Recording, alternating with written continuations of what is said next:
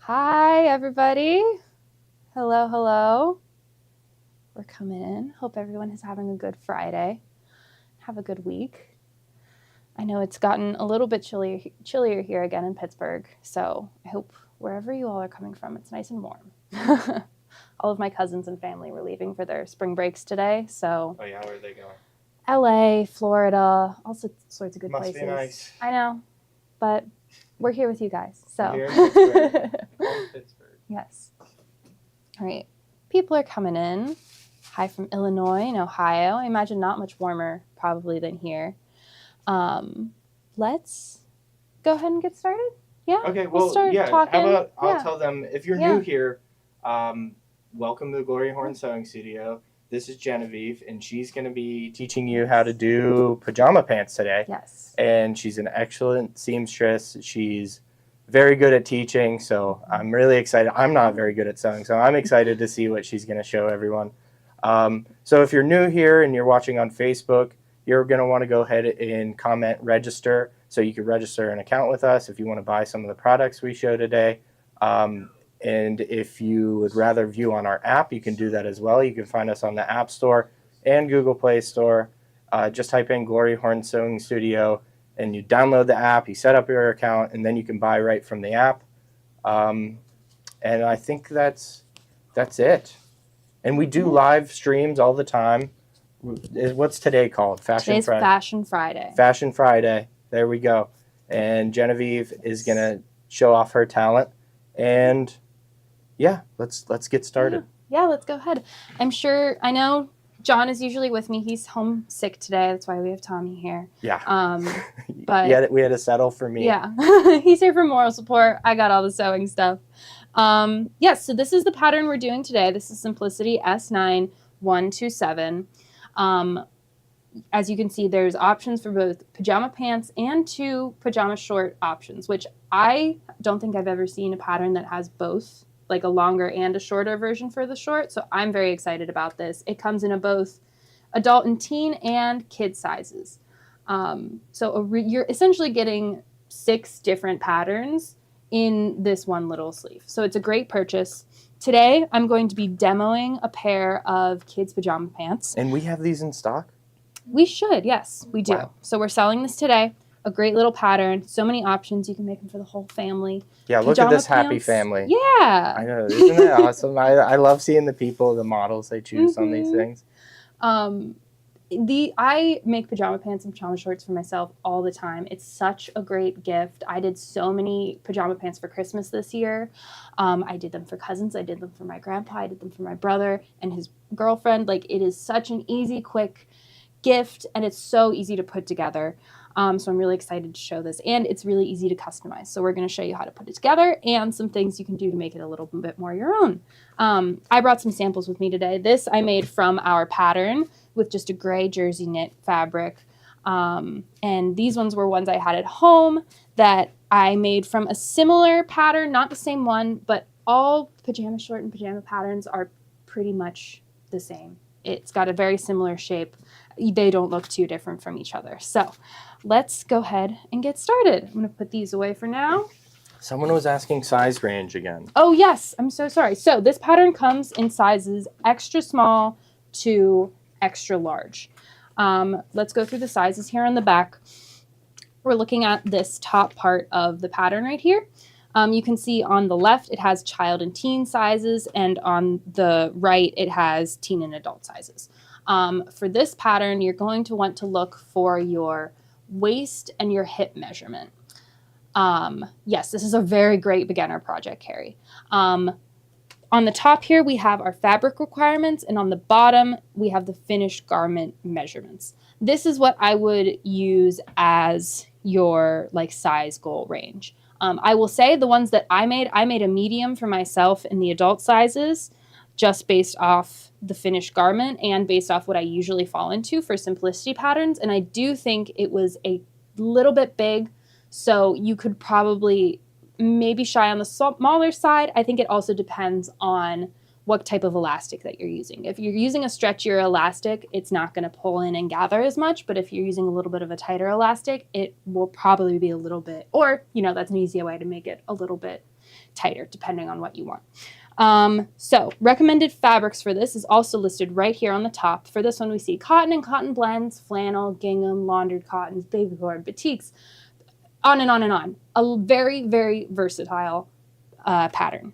Today I'm going to be demoing on a flannel, and we also have some kits that we'll be selling later with like variety of materials. We're going to be focusing on wovens today. I'm going to do a little bit of a talk through for knits, just because knits is a little bit more advanced if you're a beginner, just because there's some special rules and, recommendations you might want to follow when you're using knit fabrics. So I think I covered everything for the pattern. Anything you think I missed? No, No? I think Okay. it sounds good. Great. So again, directions are right here. It looks a little crazy. That's just because there's so many different patterns that come in this. It's organized by shorts, pants, kids, and teens. But the pattern itself is very simple, and it walks you through it. Again, if you've made a pair of pants before, or a pair of jump pants or shorts, it's pretty much the same as any other pattern. I'm going to go through it the way that the pattern does, but also kind of the way I do it as well. It's, again, very simple. Any serger today? Any serger today? We have the applaud set up. We might do some fancier cover stitch designs, decorative things with that later. Tommy's going to walk us through. I don't have a regular serger set up, but again, very similar to how we used it in our last project. A great serger project. These are all just straight lines. A really easy way to finish your seams. So I have these pattern pieces cut out. I just wanted to show them how they're laid out really quick. So it's all one pattern, and then depending on what you want to make, you would cut it at these various points. So I have it cut for a pants pattern right now. If you wanted to make the shorter shorts, you would cut here. If you wanted to make the longer shorts, you cut here. There's not too many fancy, I know last time we had some hole punches and notches we were doing. There's not a lot of that on this project, and this one does have the hem allowed, or the seam allowance already in there, and it notes it on here as well. The other piece that this project comes with is this elastic guide. We might get back to this later because we're gonna, when we get to that portion of the project.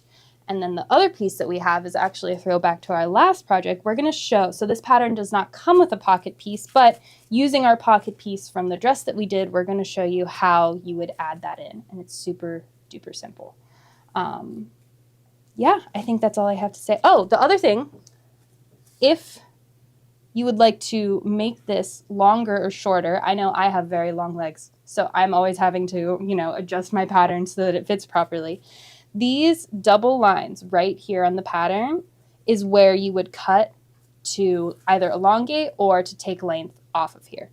How you would do that, you would cut right down the center of this line. You would need to measure how much you would need added or subtracted, and then essentially just put the pattern back together using a little bit of tape or a little piece of paper.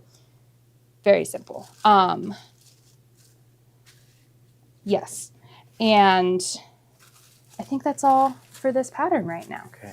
Margie, I'll be going over the price of the applaud. Now, we have other machines that do cover stitches, so you might want to call in to us at 412-344-2330, extension 2 to reach our sales, and they can give you even more information on what cover stitch machines that we have. You might see the applaud back here, and I'm going to show a few stitches that it does, and you might like that, but it might be out of your price point, or you might want something that does something more. We're going to be able to show you, but if you are in the market for a new serger, new cover stitch machine, go ahead and call the number 412-344-2330, extension 2, and someone will pick up the phone and they'll tell you all about the machines we carry. Now, we do carry brother sergers, but I don't think we have a cover stitch machine for the brothers. We have the new Berninas, and the Baby Lock machines are my favorite. So, yeah, go ahead and give them a call. Yeah. A few little measuring things before we begin. How do we not have a measuring tape in here? You know what? I think I have one. Tommy's saving the day. Luann, I see you have a question about elongating a crotch. This is just off the top of my head. What I would probably do is elongate based. Yeah, that works. When you're cutting, I'm not the most versed with adjusting a crotch pattern, so the internet might have a better response. If John were here, I'm sure he would know exactly what to tell you. I would maybe start with adding some length on the top of your garment, if that's where you're looking for it. But again, that would just be my quick go-to response right now. You might have to do a little bit of more research to answer that one. So when measuring, you're looking for your hip and your waist. Your waist is the smallest part of your torso right here, and your hip, you're going to want to measure around the widest part. That's just, I know a lot of people can get confused with that. I'm taking measurements all the time for my costuming work, so that is the easiest way to designate between waist and hip. But that's all I wanted to say about that. Okay, so through the magic of live television, I have our pattern pieces cut out already. I have added our pockets ahead of time, but the only thing you have to do when adding a pocket on this pattern is just figuring out the placement on the sides, because this doesn't have it marked on the pattern pieces. So what I did for that is I actually saved one so I could do it live. So how I did that is we're going to want this pocket to fall about 5 inches below the waist. So we're going to take our ruler, which I had about 2 seconds ago. Which one? The one behind you, the big one? No, but we can use that one for now. There's a little one in here. I had the little one out, and I don't know where. Thank you. So we're going to take this, and because we want it 5 inches, now you have to remember that this has the seam allowance and our waistband already pre-factored into this pattern. So it has about 1 1/4 inch saved for the waistband. So we're going to round up and add to 2 inches and go 7 inches down from the top of our pattern. I've already marked it out here with our friction erasable pen.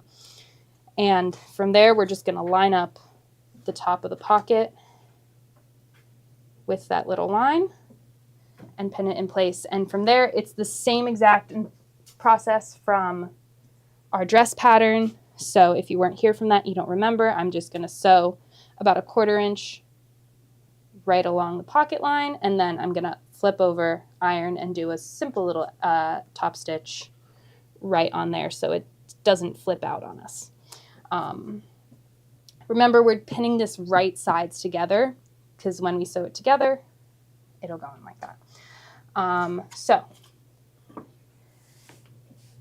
what we're going to do now, I have these pre-cut and marked. I know, so I'm using a flannel. This is a bit of a lighter weight flannel because I know we're going into the spring and summer, and we don't really want heavy, warm flannels at this time of year. So this is a little bit of a lighter weight. It has a really nice feel to it. I'm going to pin the front and back of these together, right sides facing, matching up the notches as I go. Now, as you can see, the front and the back of this fabric looks very, very similar. There's not a lot of difference between the two of them in color. I know we see that on cottons a lot of the time. It usually looks a little bit lighter on the back. Now this one had a little sticker that said face, so I know what side is the right side. I would just, if your fabric doesn't say, I usually go based on, sometimes there's a slight difference in feel. So sometimes the right side is a little bit softer than the wrong side of the fabric. I don't know if there's that big of a difference on this one. It's not a huge, well, you could kind of tell by the looks. Yeah. Right? There's like a very, very slight difference. Yeah. But the other way, usually when fabrics go on the bolt, the right side is already facing out.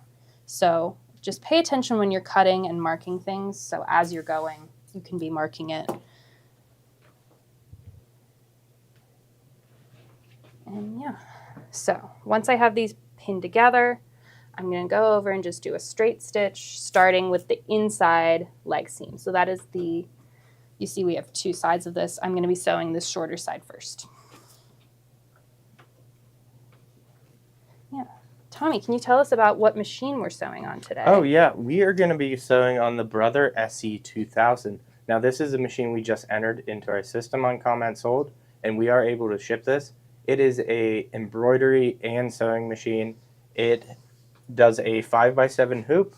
It has 193 built-in designs, plus 50 more free ones that are downloadable. It has Wi-Fi connectivity where you can hook up to Artspira, send designs wirelessly. It has a USB port, so you could put your embroidery designs into the side of the machine on a USB and upload embroidery designs that way. It has tons of different stitches, from your stretch stitches to decorative stitches. Yeah, very cool machine at a very low price. So you can see the price that we have it.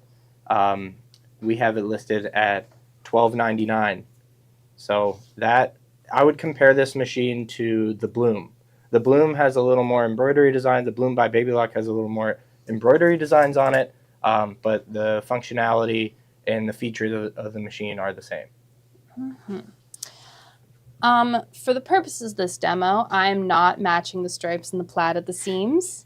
My grandmother was that kind of sewer. She was very, very, very particular with making sure everything matched up.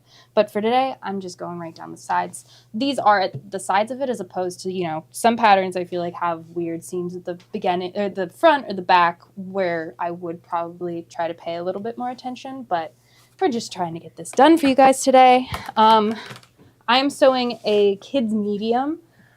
This comes in a size range, again, of extra small to extra large, and has pattern sizing for kids, adults, and teens. So, over here at the sewing machine, let's see, I want, ooh, cool. So I'm using that same 5/8 seam guide foot that we used last time we were here, that has the seam guide attached to it, which is great when you're sewing 5/8 seams like this, just to really be able to tell that you're hitting it right where you are.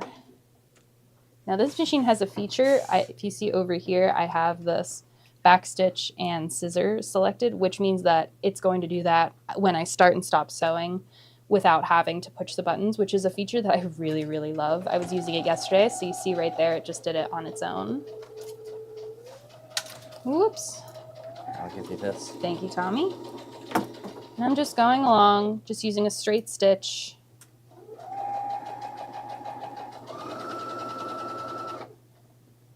Go at your own pace.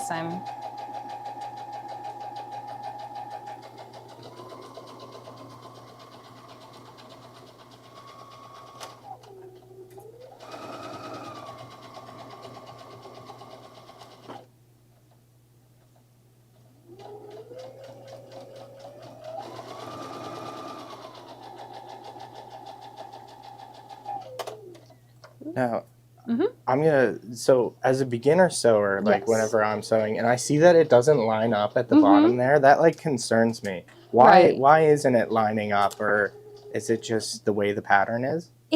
So it could be a lot of different things. Let me show you how this backstitch feature works. I just have to press the button once, and then it does it for you. Oh, that's so cool. Isn't that so great?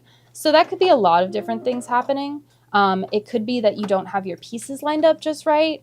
It could be that the fabric is like folded in on itself somewhere. It could just be the way that you've cut it. So if I see that, here you can see it's only like maybe 1/4 of the inch. So that's something, to me, I'm not going to worry a lot about that, because we have this will be where our hem is eventually. Okay. It's not, if it's something like you're 1 inch or so off, then you might want to go and try to realign things a little bit better. So yeah, just making, so here ideally you would want it to line up, but Yes. if you're a little off, it's not going to affect it too yes, much. it's not Especially gonna if be- you probably have a serge or two, like, right? Exactly. So see, on this one, it's the other way. I'm a little bit off, so I'm sure I could go back here. It could be here, but otherwise, since it seems to be laying flat. My notches are, what you really want to look at is these notches. If these on your pattern aren't, if these were like here, then I would need to go back and to adjust it. But since they're okay up here, I'm just going to have a little faith and hope that this resolves itself eventually. Yeah. That might be the more cavalier way of doing it, but Demonstration purposes today, Yes. we're not gonna go back. I'm not going to and- worry too much Yeah. about it. Yeah, as long as these notches are lined up, I'm going to say we're good to go. It also could just be the way I was cutting. I was, putting this together this morning. Ways to avoid that: make sure you're cutting carefully. Try to iron your fabric beforehand, or even pre-wash it beforehand. That'll keep it from shrinking or getting all funky on you. Giving it a quick iron beforehand to make sure it's all flat before you start cutting. It could even be the way that you're pinning the pattern. So making sure that not just your fabric is flat on the table, on the surface that you're cutting, but also the pattern itself. Like, is your pattern folded in a weird way? Ooh. That's okay.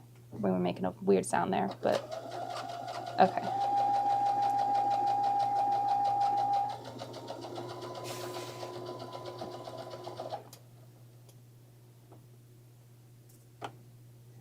Yeah, it could be the way that you have it pinned too. So if you have it pinned in such a way that it's actually like pulling the fabric in a certain direction, trying to adjust as you go should resolve that.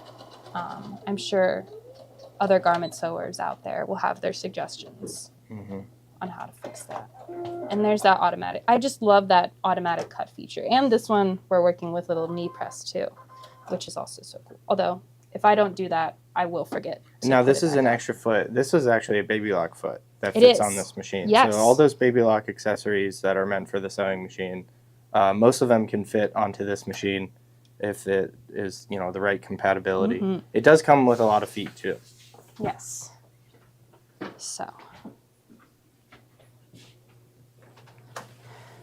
I'm going to press these seams really quick. Like we talked about pressing seams last time. If you want to press them open, you can. That'll reduce some of the bulk. For now, I'm just going to press these towards the back. And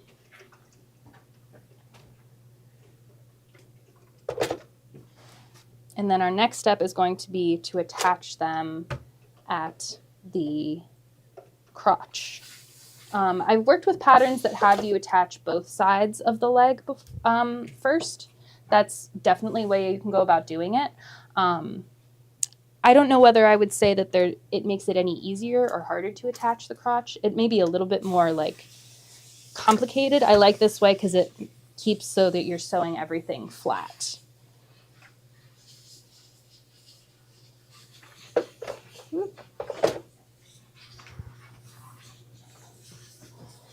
So Julie, it comes with a lot of different presser feet. It comes with the J foot, which is a zigzag foot. It has the monogramming foot. It has an overcasting foot, zipper foot, blind stitch foot, button fitting foot, the buttonhole foot, embroidery foot, a set of needles, twin needle, 4 bobbins it comes with, cleaning brush, scissors, seam ripper. There's tons of things that come with this. We can get into more detail with that over the phone. But the amount of stitches that's on it, so it has that 3.7-inch LCD display screen. You get the 5x7 embroidery hoop. Let's see what other hoop it comes with. I have it up on my phone. So it does come with that 5x7 embroidery hoop. I'm not seeing the 4x4. It also is compatible with a 4x7 magnetic hoop. Yeah, and this is at this price compared to what the Baby Lock Bloom is, I'd say this is a steal.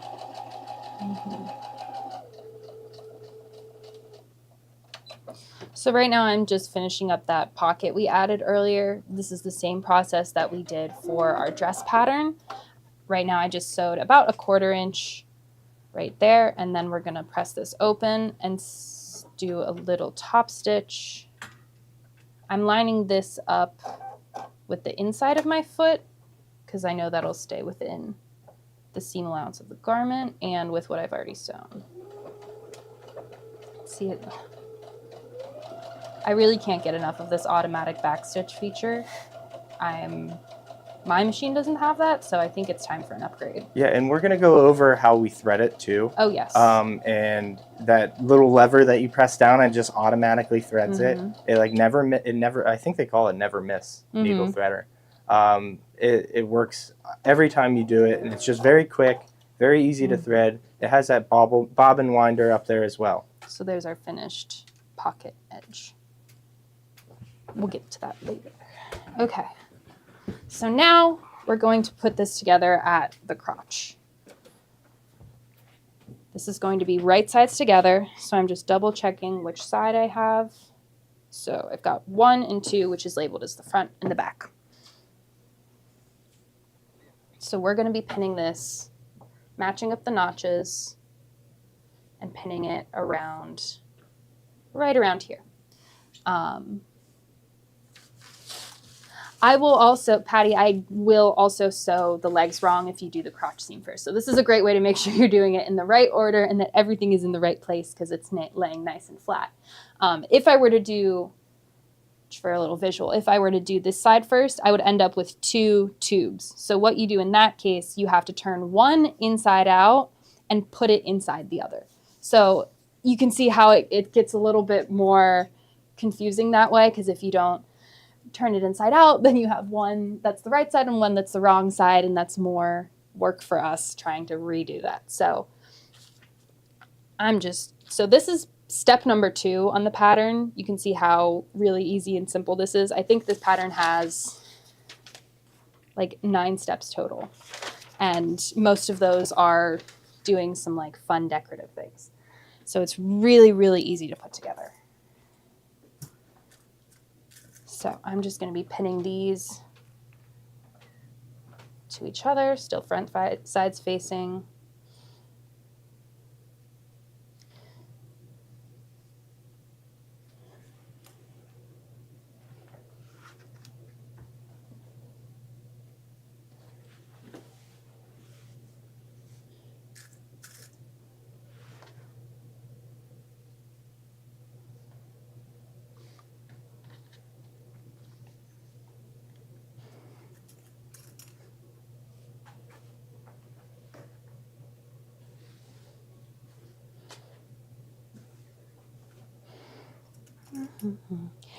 And I'm not finishing any seams today for the purposes of this demo, but of course we would be doing that as we're going, using either our serger if we have one available, or those overlock and zigzag stitches that we went over.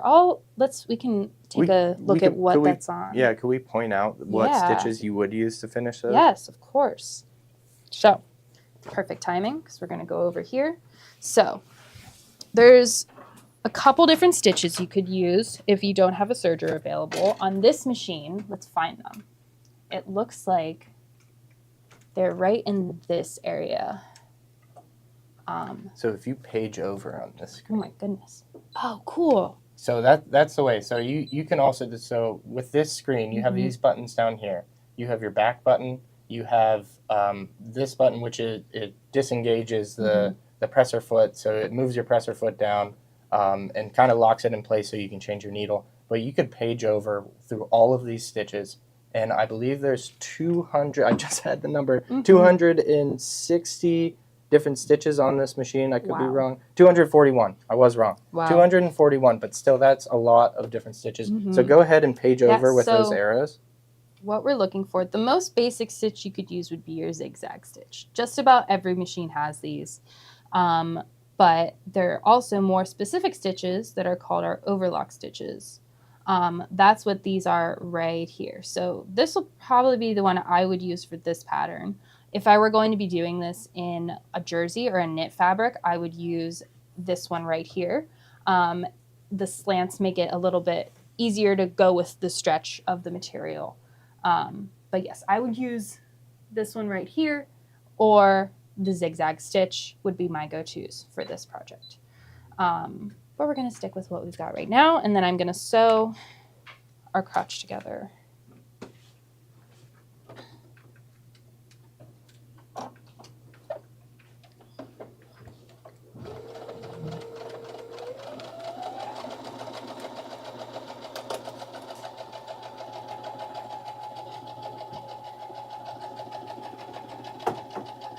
Thank you. I guess so. Mhm. For those that do have a cover stitch machine, Yeah. where should they stop and say, hey, maybe I should do the cover stitch here? Or Right. are you waiting until you're sewing all the seams together on these pants to sew I the would cover do stitch? it as you're doing the seam. So before I would do this, I would probably do the seam that we sewed before this. So I would go do my straight stitch and then go do my cover stitch or my serging. Okay. That's just because as we're going to be sewing these ends into each other. Yeah. And that's going to be harder since this is going to be tacked down here. I'm not going to get a good cover on that. And then this part of the fabric is still going to be left to fray. And it does help. I can show on the pair I made this week. It helps make sure you're getting all those stray threads and does a little bit of the finishing work for you.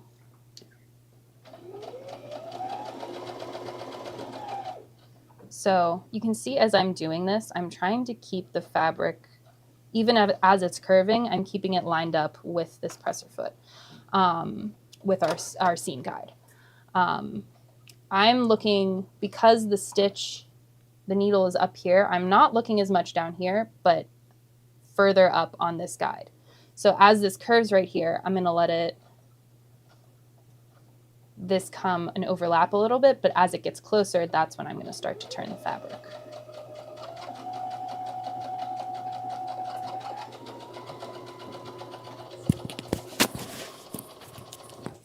Whoop, and I'm going to make sure these are aligned.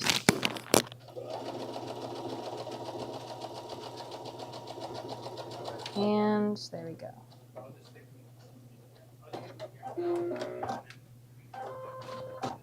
Whoops. Okay. Ooh. Get my pins. We are garment sewing. We're doing some little pajama pants. So let me show what we were just talking about. These are the pair that I did for this week, and I used the Celebrate serger, which we don't have out today. But I serged as I was going. So every time I would finish a seam, I would serge it, and then that makes it so when you're sewing it together, both of these ends right here are nice and finished. So, next step, we're going to give this a quick iron. I will admit I don't like ironing our crotches. I think it's a little harder, especially when we get to the curves, to make sure it's nice and even. But again, right now I'm just looking to press it towards one side. This is one that you could also press open. It will reduce some of that bulk since it's going to be, you're wearing it. I'm just going to press it to one side. It's a personal preference which side you want to press it to, since there's no front and back. Yeah, so I just try to arrange the fabric so that I'm getting that nice flat seam. This is what I'm talking about, and all this bunching here that's happening. You're going to iron over that, but we're just looking to get that nice flat seam. So it does make everything look very professional too. So another thing you could choose to do as you're going along would be to do a little top stitching on this. I've done that on pajama pants before. I would do that more for like a sweatpant look, I think, as opposed to a pajama pant. But that is another thing I would probably do as you're going, especially for, I've done it on the side seams of pajama pants, just because I think it gives it a nice finished look. But I would do it as you go so that everything is getting tucked into the hems. So this is the big exciting part. We're going to put it all together. Let me reference, yeah, this is only step 3 on our pattern. So it comes together so quickly. So we're going to match up our notches and our pockets here. Look how nicely that comes together. And again, this pattern does not come with the pockets, but any pocket pattern you have, like from our dress pattern, would be perfect. You could even try drafting yourself. I'm not going to go over that today. John and I were talking about maybe doing a little pattern hacking class in the future. So, and I'm pinning all the way up.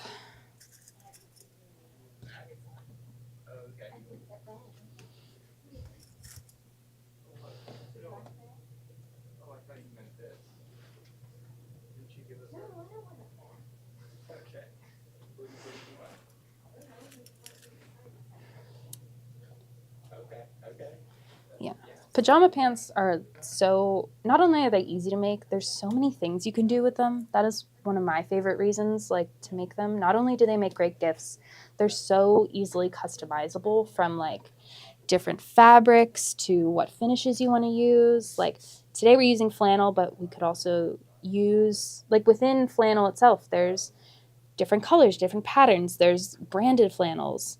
I have so many like cartoon character different prints from when I was a kid. I'm going to take this sticker off now so we don't sew inside of it.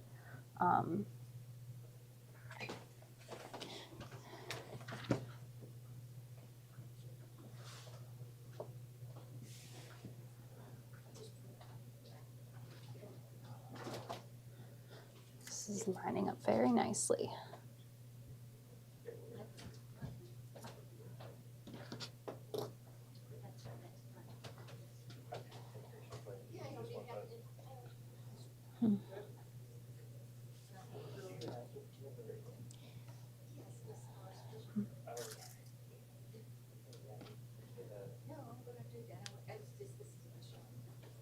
Okay.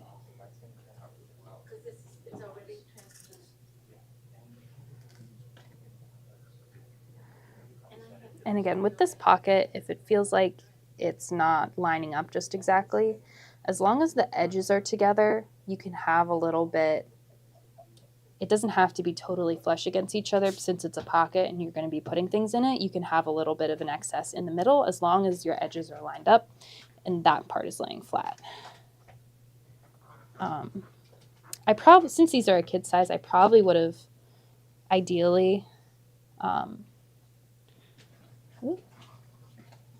make sure I would have made it a little bit smaller, but I just cut out what we had today. They'll just have extra big pockets. We just got a shipment of Bernina machines in. Ooh. If you're interested in our Berninas, please give us a call. Leave a message if we don't answer.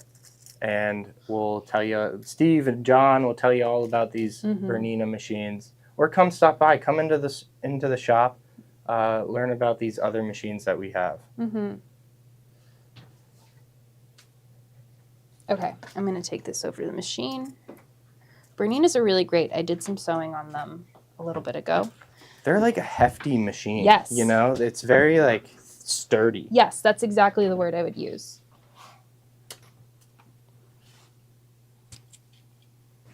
Okay.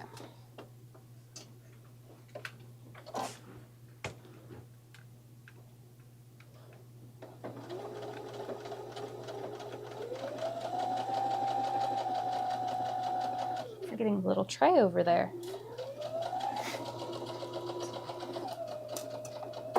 Thank you. Okay.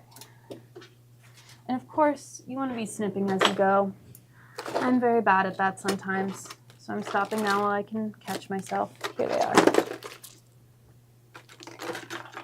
Snip. Okay.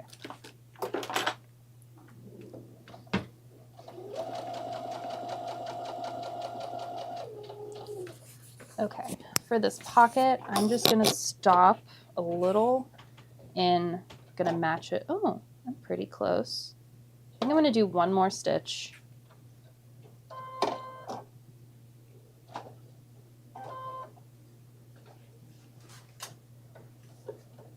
Perfect. Okay.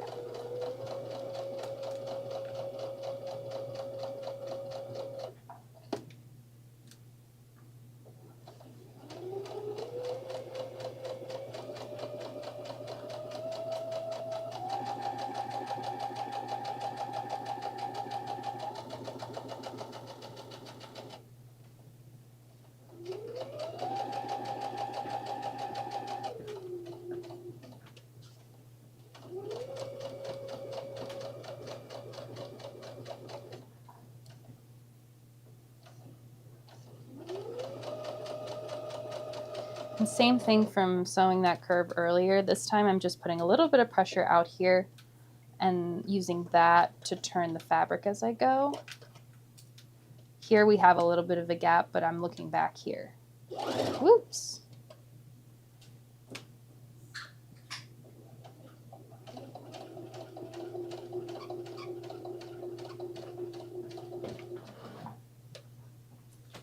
Okay.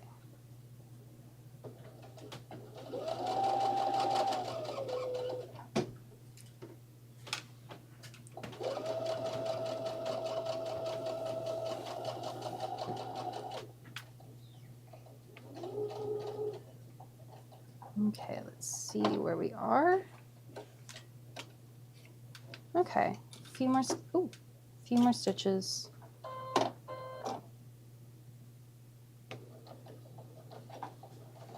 Let's see where that puts us. That looks pretty good to me.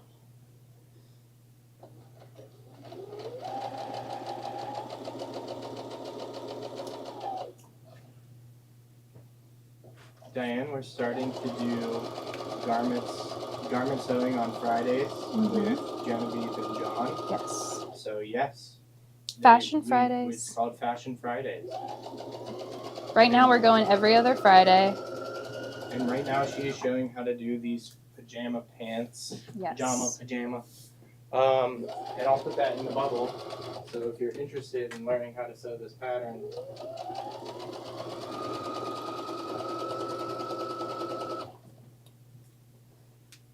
Yes. it is sold 100.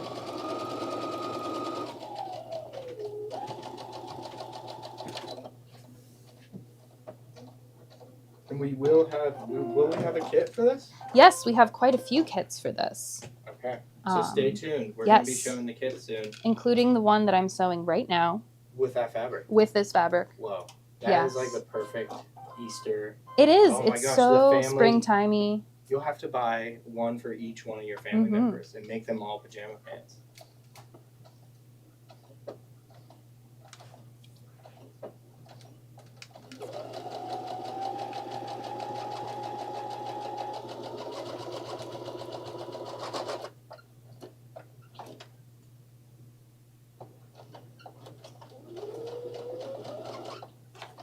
Gonna get these strings. Doop. Sounding a little squeaky here. Do we have a knit kit?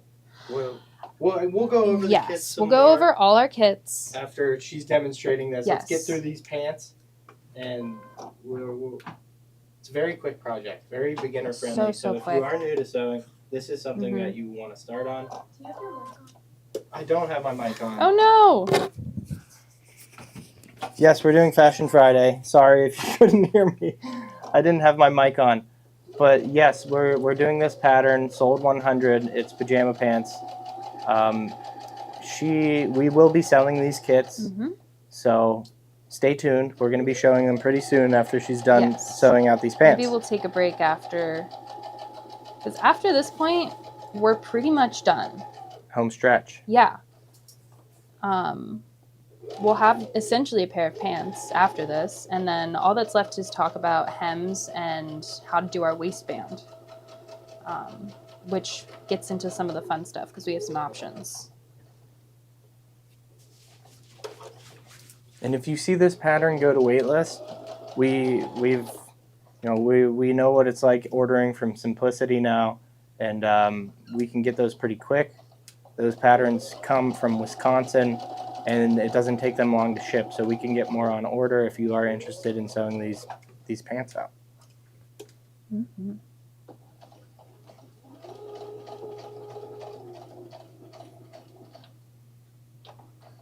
Okay.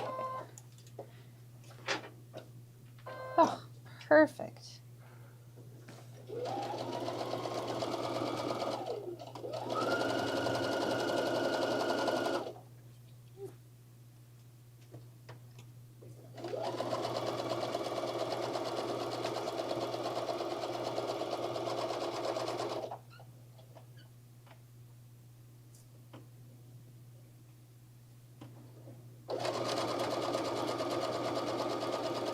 Gloria, I love that you mentioned the simple sewing machine, the simple machine. Mm-hmm. Now, they may seem simple, but even our lowest model can do these pants. It can do these straight stitches, and all of them have an option for stretch stitch. So even the Baby Lock Zest, which is $100 and some, I think. Mm-hmm. You can sew out these pants for sure. Okay.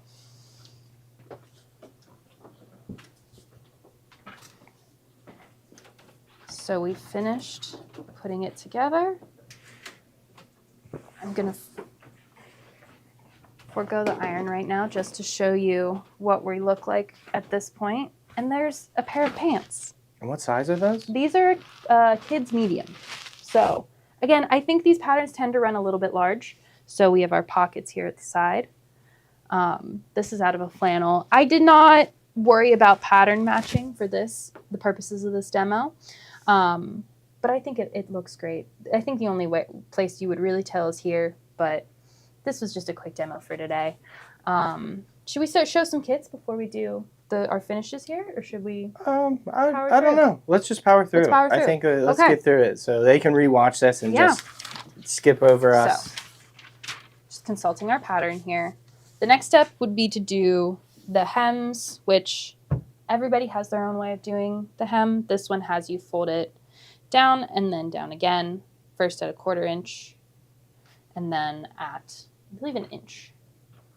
But everybody has their own way of doing your hems, so you can either follow the pattern, do your own way.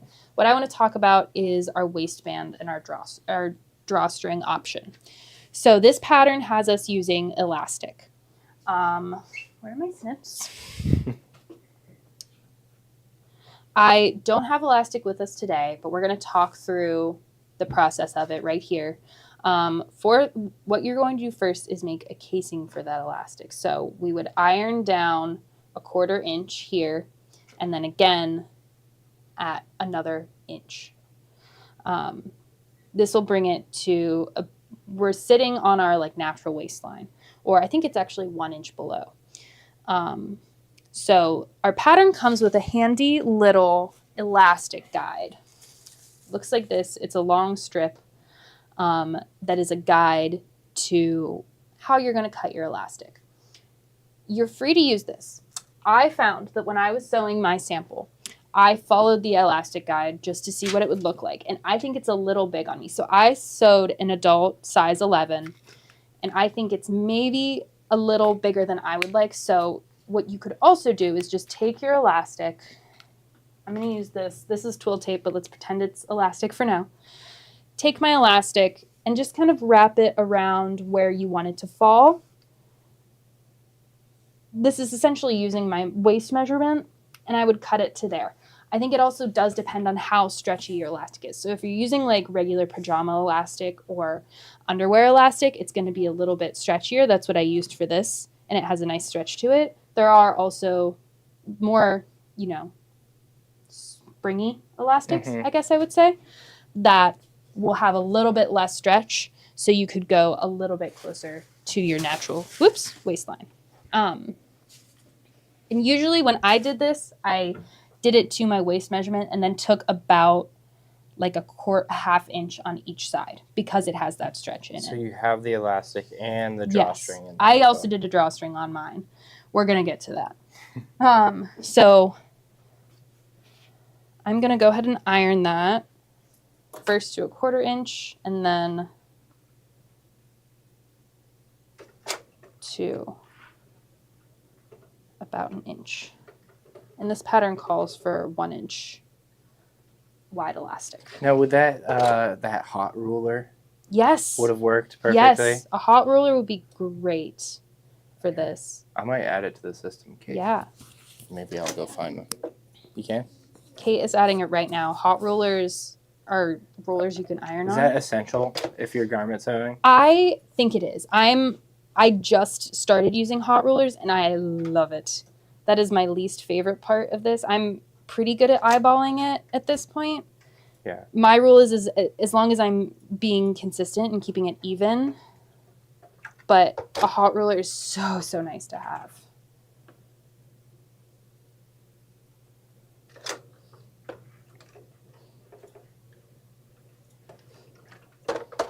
Oops.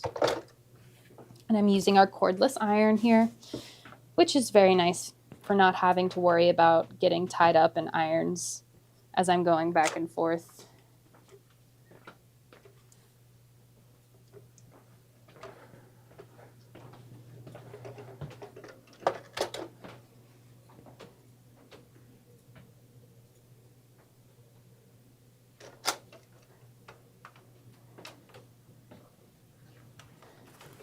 Okay. And then we're gonna fold it down again. I'm gonna find the front of my pattern real quick. And we're gonna fold it again, going about an inch.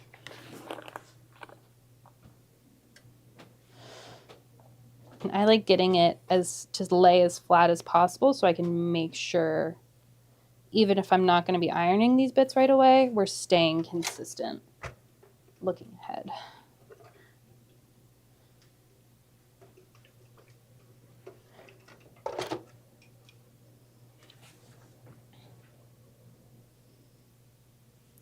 So our other option for your waistband would be to do a drawstring. You could do both, which is what I actually did on my sample pair. We're going to walk through today on how to add a drawstring to this pattern, which it doesn't call for.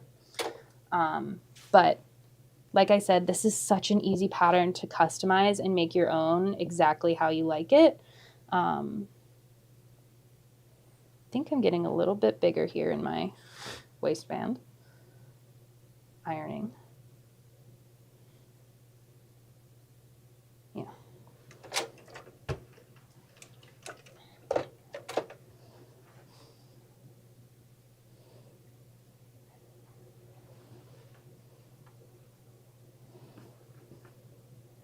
Now, would like basting tape help you, or like something? Would there be something there to like help you hold this in place? Sure, you could do some sort of basting tape situation. Or some sort of wonder tape.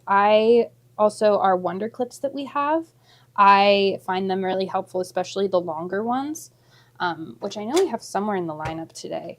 But they might be in that basket there. They're nice for, especially after you've ironed, the wider wonder clips really help keep it tucked in the right place. There they are. Those are our tiny ones, but same sort of thing. Beth asks, what is a hot ruler? A hot ruler is really, really neat. It's essentially a ruler that you can iron on top of. So it's not made of plastic.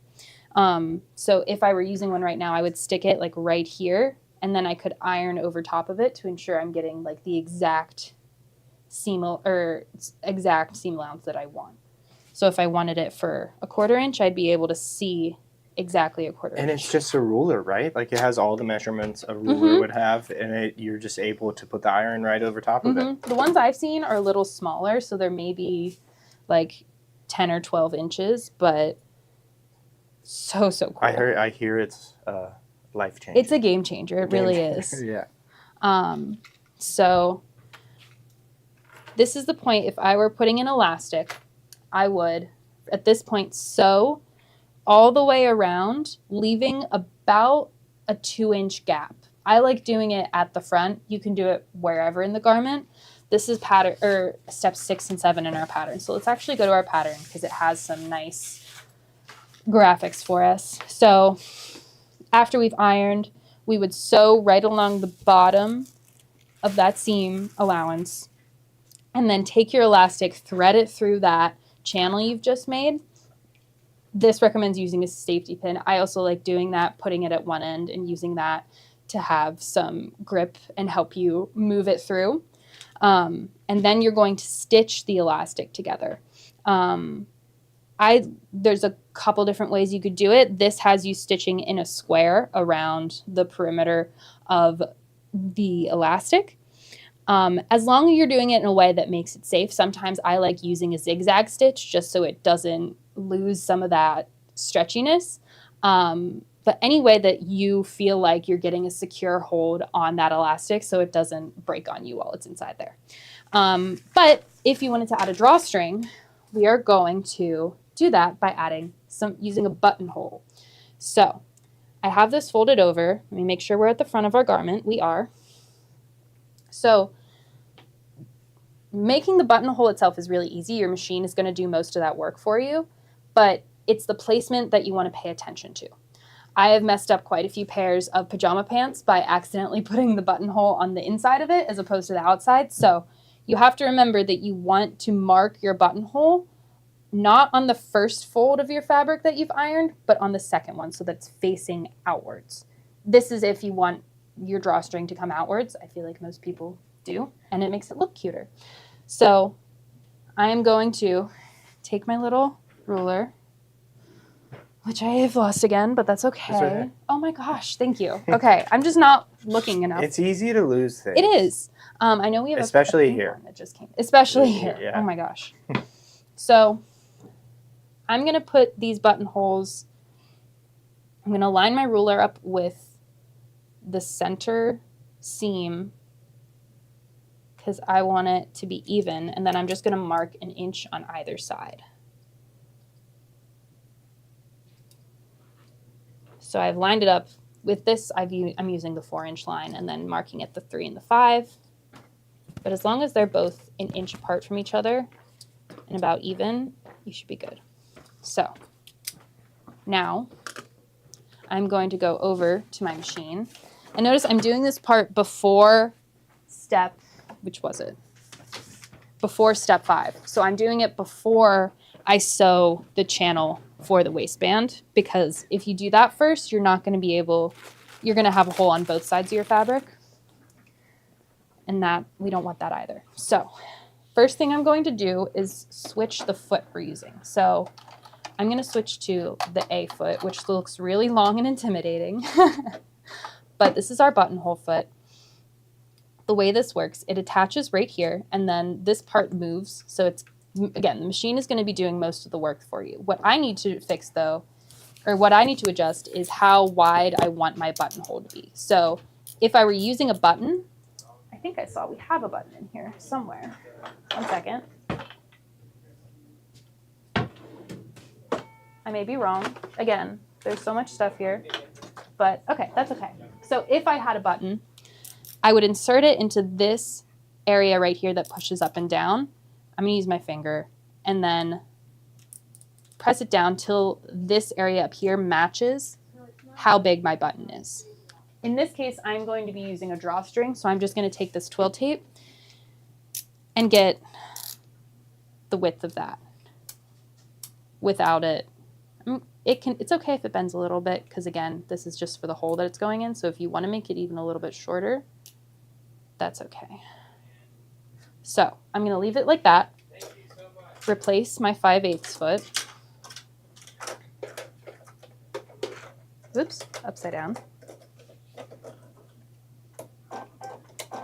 And then if you reach behind where your presser foot is, you'll find this little bar that comes up and down. That's for our buttonhole. It's got our little buttonhole A2 piece on here. And you're going to put it in between. Let me take it off again to show you. In between these two parts, not on this side, but again, in between. And that ensures that the machine knows when to stop making that buttonhole.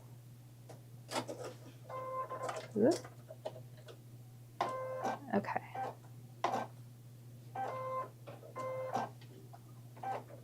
There we go. So I'm pulling it down, making sure it's in between, and then when we start, it's going to move on its own and make that buttonhole for us. So if we don't have any twill tape for sale today, we're going to try to get some in. So I'm going to go to our menu and look for our buttonhole stitch. Oop, I think we have to press a different button for this. So, okay, so if we look up here, our buttonholes are on a different menu. So it has all the buttonholes on this machine. All the buttonholes are together. There's a couple different styles. Since our twill tape is a rectangular in shape, I think we should use number 4, which is just a straight up and down rectangle. A lot of basic machines, this is what they'll have as well. So how do we get to the buttonhole menu, Tommy? There we go. Aha. So now you press. So what I Yep. did there is I pressed on this stitch selection menu. This is going to give you your utility stitches, all your different types of stitches that you want to use in these categories. So you can see all the categories up top here. And then if you come down here, you'll see, like she said, menu number 4. Mhm. And you'll go ahead and click that screen. And then it has all our buttonholes. I'm going to say we're going to do 404, which is just a straight up and down rectangular buttonhole. And then when you're doing this, I like to just take a scrap and of whatever fabric I'm using or whatever's laying around and just make sure I know what direction it's going to be sewing the buttonhole in. So all you have to do, you just push the presser foot down and then start your pedal and it's sewing for you. So first it does a little placement line up and down, and then it goes back over that. So you can go as fast or as slow as you want. I wouldn't go too fast to start because, you know, something could happen and something in your fabric could get caught and it starts to pucker. So now I know that when it makes the buttonhole, it's going to be going away from me. So that matters when you're placing your buttonhole as to where you want it to fall on your garment. And it finishes it by itself for us. And you know what I would do? Mhm. I would use my embroidery side to make my buttonholes. Yes. And maybe do like a decorative buttonhole. Oh, Maybe yeah. a little bunny that's like popping out from Oh, the, that'd be cute. that would be cute. So there is our buttonhole. And then from here, we're just going to take a seam ripper. It's up there. And very, very carefully, we're going to go in and rip that seam open. I like taking a little bit of it on both sides and then going straight up. That keeps me from, as opposed to just putting it through and going straight over. This will still cut your thread if you're not careful. So doing it a little bit of a time, or a little bit at a time, just makes it super sure that you're not going to accidentally tear that buttonhole you just made. You could go in with a little pair of snips and clean this up a little bit more, but there's our buttonhole. So now that I know what direction it is and that we're looking good, I'm going to do it on our garment. So I'm going to line it up with those marks we made earlier through the little window. I'm going to try to line it up so that this is where you have to think about where you want your buttonhole to place, and also making sure that your buttonhole's not going to go over into, like, outside of the casing that we made. So the end of my fabric is about right here.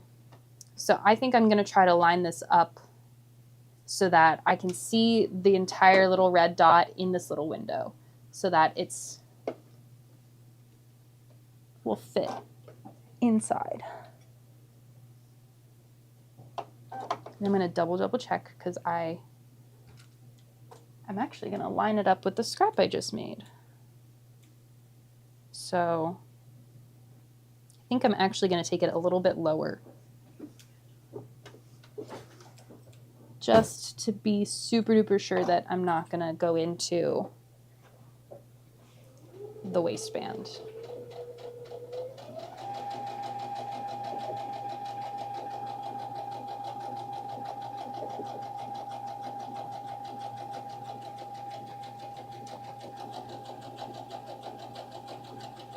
And I'm just supporting the rest of my fabric as it goes. It's pretty good at pulling it along on its own, but since, especially if you're doing it, this is a child size, so there's a little bit less fabric than there would be for an adult size, but you're going to want to make sure your fabric's supported during this so it's not pulling it in any directions. There we go. I'm going to go do our second buttonhole before we open that up. Same thing, lining it up.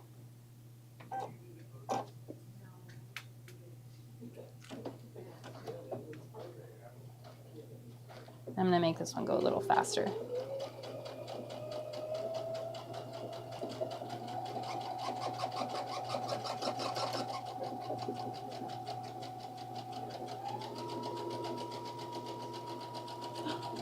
Yeah, we're good.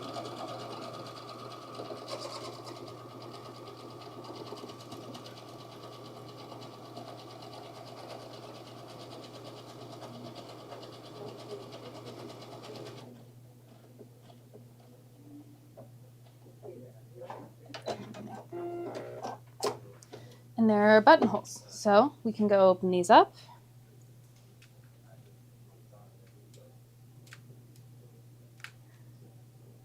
Yeah, it can be very easy to get to be over enthusiastic when seam ripping buttonholes.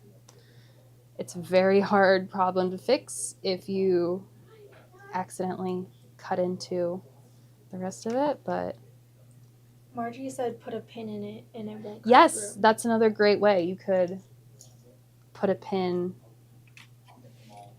right here so that it catches. Everyone would be satisfied. Great tip, Margie. Thank you. And there are buttonholes. So from there, you might want to give it another iron after this since we've been manipulating the fabric a bit. You would sew the rest of your waistband and then thread it through the same way. And then you would have your finished waistband. I personally, if I were doing this, I would do both elastic and a waistband just because I like to have that, you can always make it tighter. It allows you to help make it tighter if you want it. So that way, if my waistband isn't exactly fitting or my elastic isn't the strongest, I can have that option of using the waistband drawstring. And I think it gives it a cool visual element. When did you start sewing? I started sewing, I started sewing with my grandma. We designed all of my Halloween costumes together growing up. So I would design it and pick it out, and then she would sew it. But I started sewing myself sometime during elementary school. I started taking classes with Cut and Sew Studio doing American Girl doll clothes. Oh, that's cool. I never had an interest in it. Yeah. Until recently, really. Well, we were talking about it last time, and I feel like everyone has especially nowadays, the pillows that they make in middle school for family consumer science classes. I never made one of those though. No, I didn't do a sewing class. Yeah. So. But they're bringing that back. Yeah. They are bringing that back. So the yeah. schools will have sewing. Okay. I'm going to re-iron this real quick because some of ours have come out. But after that, we're just going to throw in the waistband and we have a pair of pajamas.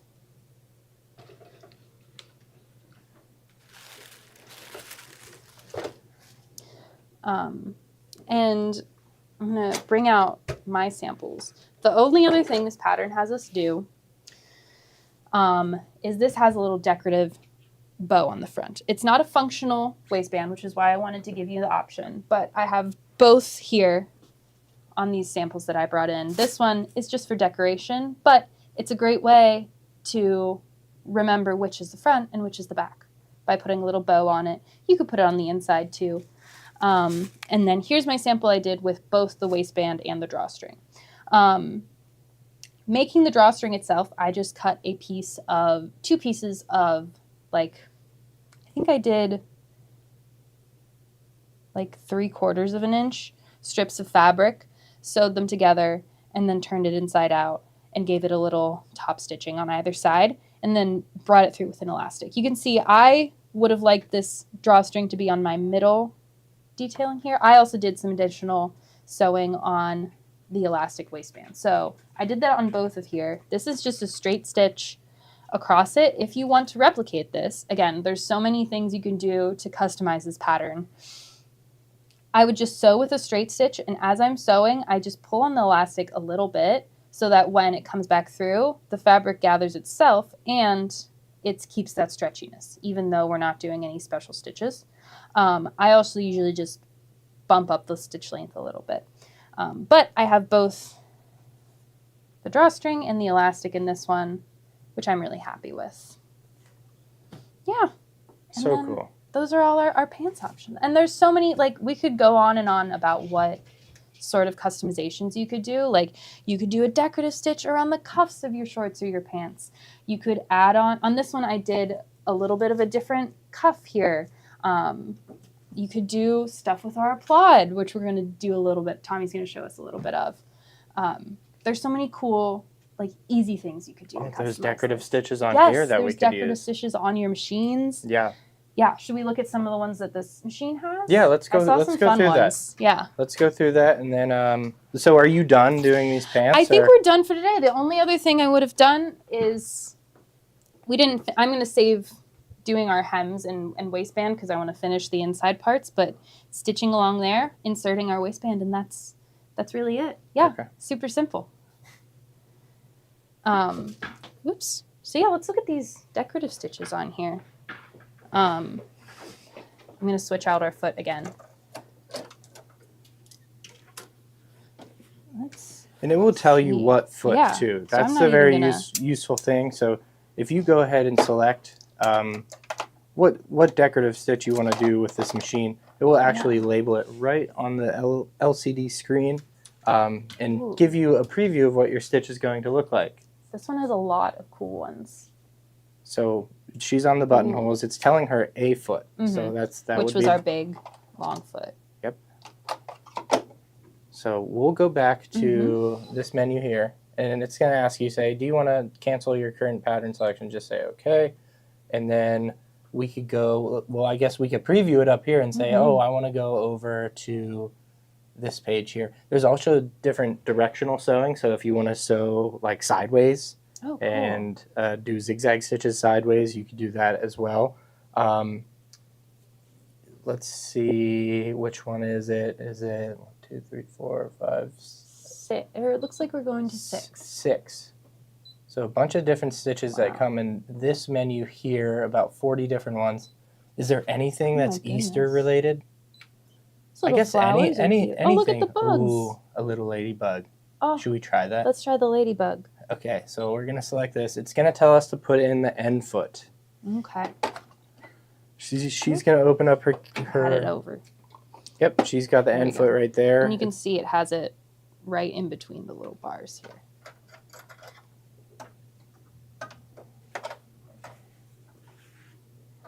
What color do Yeah, we let's want show our them how to ladybugs thread be? this, 'Cause too. This is a great time that we can change up our colors. Let's just do it on the wrong side of the fabric, Yeah. and so we could see it better, or whatever side you think. Yeah. But let's go over Let's do threading this machine. So very easy way to thread, and I guess maybe show them the bobbin winder Yeah, first. I would start by absolutely. showing them the So- bobbin winder. This machine comes with bobbins. They're all located in our cute little tray table here. So I'm going to get one of our bobbins. Click this up into here. So with our thread, we're following the dotted arrow line. So we're going to go to 1, wrap it around this metal, 2, 3. There's a little diagram that helps us navigate this, but we're going over the bar in this little metal piece and making sure it catches under there. Then we're going to go over to our bobbin.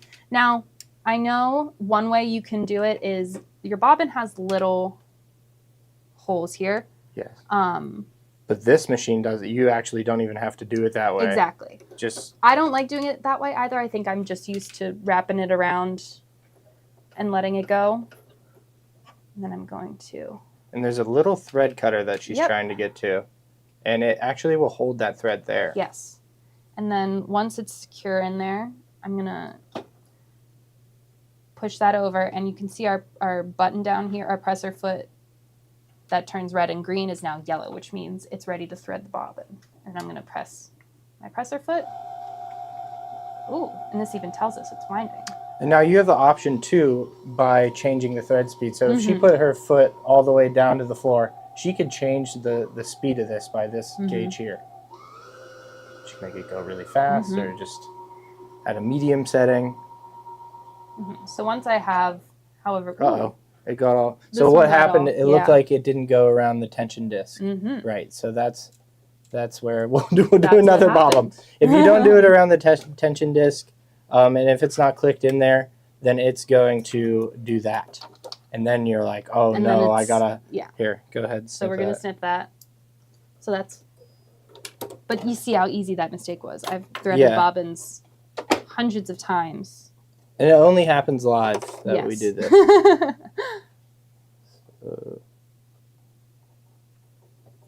Yeah, you've probably threaded way more bobbins than me. I only use the pre-filled because I just do embroidery. So now you can And- see we're nice and tight. Yeah. And let's try that again. And that. There we go. Already looks better. Yeah. So you can see it's keeping that tension from that tension disc up Mhm. top there. And it's distributing itself more evenly Yeah. on our bobbin.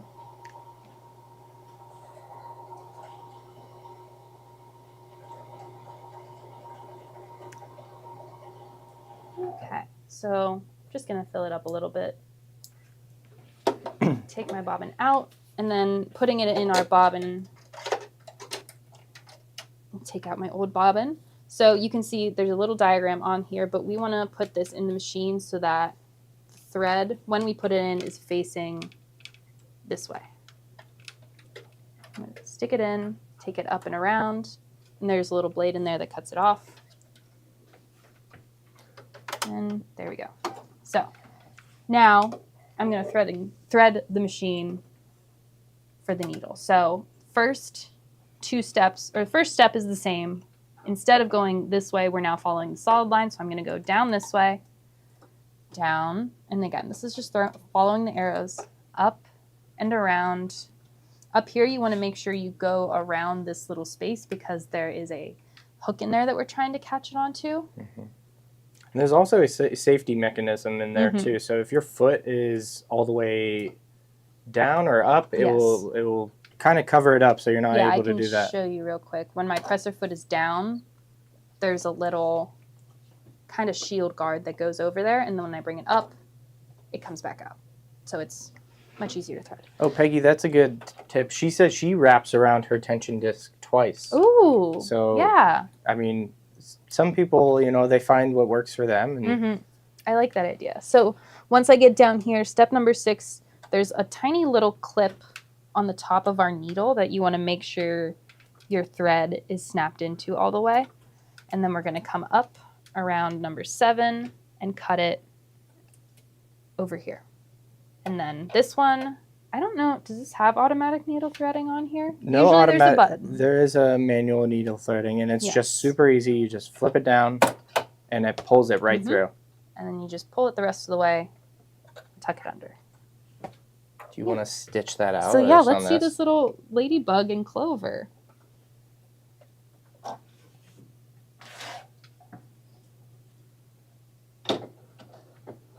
I'm gonna start a little slower.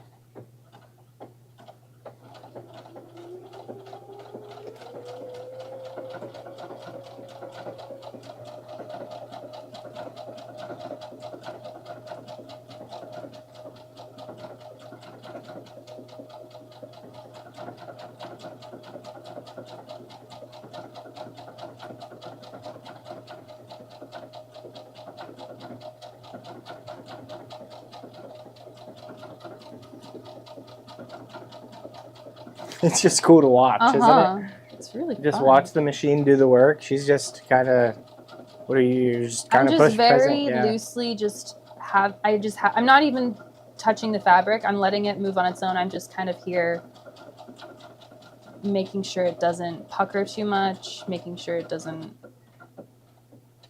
Okay, let's see what it looks like.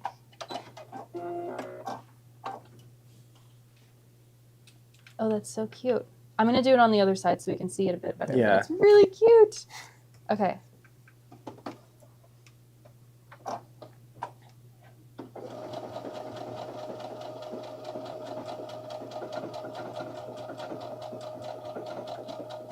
So like when you make your hem, maybe you could put Mhm. this like where would you put it? Like above the where you're making that hem? Or? Yeah, you could even, depending on how dense the pattern is, you could use a darker thread color, and if you use a lighter thread color for that hem, you could go right over top Yeah. of it.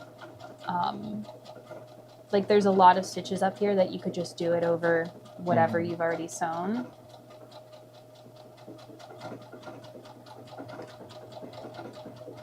You could also do it like along this edge of the side seams.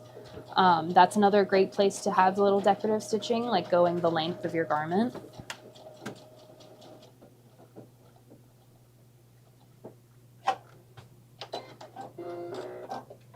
Okay.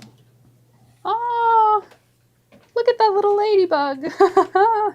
Super simple, but it's so cute and easy, and you don't even need, like, you can use it on the most basic of machines. Just a preloaded stitch.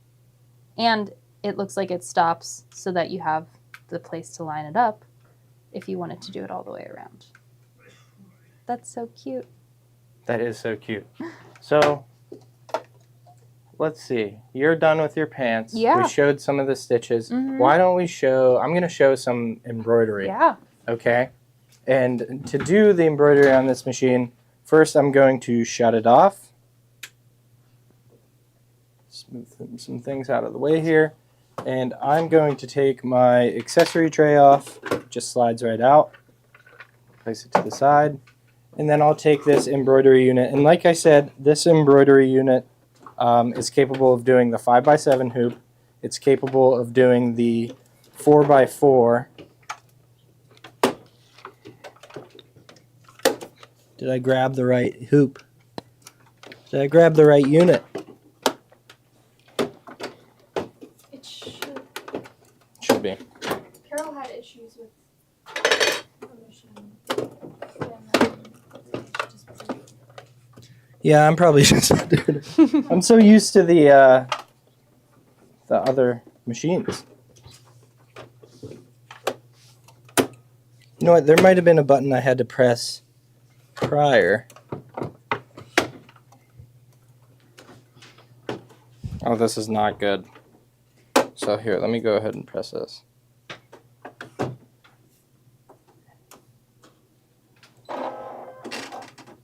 I'm going to go back to the home screen. you see that? That's what was going on. Okay, so there was a little door there, and that's what was giving me difficulty. And it was telling me, no, you can't put the embroidery unit on. So I just had to slide that door. Good call, Kate. Thank you very much. Now, this is the first time I've even worked with this machine, opened it out of the box. John had it tucked away in his office. We're going to have this on our store floor. So if you want to come in and check it out yourself, raise presser foot. So it's telling me to raise the presser foot. It's telling me the embroidery frame will move. Now, I have the sewing foot on. It does come with a U-foot, I believe it's called. And the U-foot looks like it's underneath this tray. So you lift this up, and then you have your U-foot right there. In the U-foot, you'll take this screw off, you'll change it to the U-foot, and you'll be able to do embroidery. But I just wanted to go over a little bit of the basics of what this is capable to do with embroidery. And I'll shift the machine so you can see the screen a little better. It is an LCD screen. And like I said, there was 191 embroidery designs on this machine. You've got different options here. So we'll just click into some of these. And look at this Easter one. So cool. Oh, how perfect. And it tells you what frame you can't use. We could also go back. So that's also something I want to do is I want to go into my settings page and I want to tell it what embroidery frame I have in. I'm set to the largest one. You have embroidery frame identification view. So if I was down in the 4x4 hoop, let's go to 4x4. I'm going to turn that on, okay? Now if I turn that on and I go into these embroidery designs, it's actually going to gray out, as you can see, some of the designs that don't fit in that 4x4 hoop. So I don't have to waste my time of clicking on this design, checking its measurements. I know I have my 4x4 set up, and these are the designs that can fit in that 4x4 hoop. So you have tons of different designs there. And I'm going to go ahead back into that settings page and turn this off so we can see all these designs.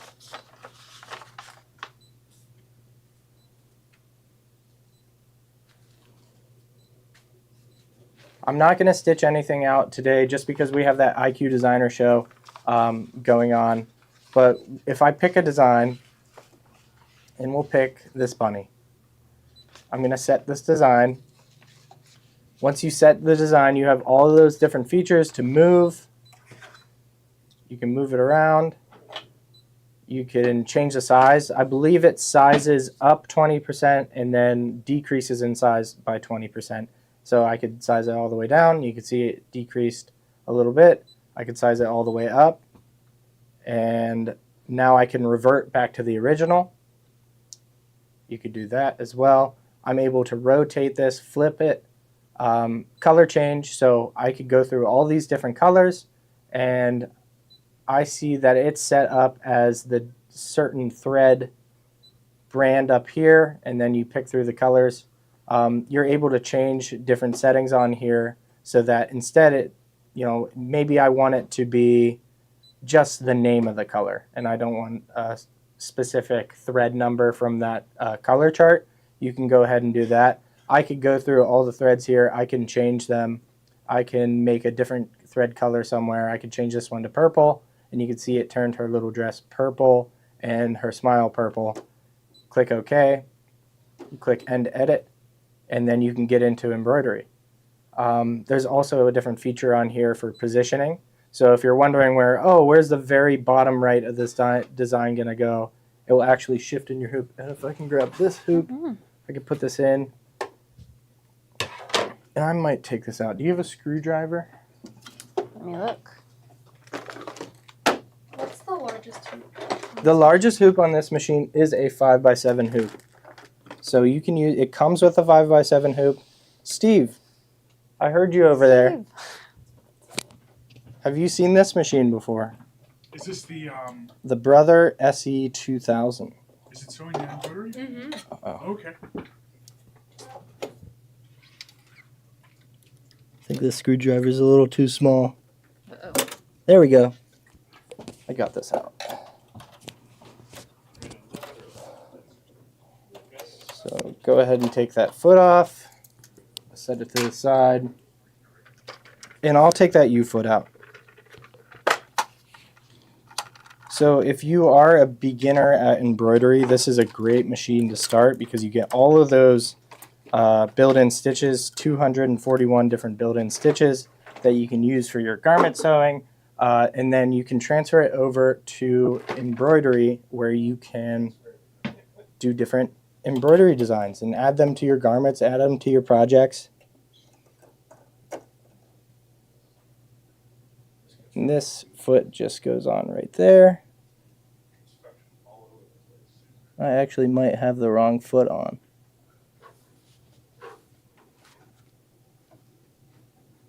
There we go. Nope, this is the right foot.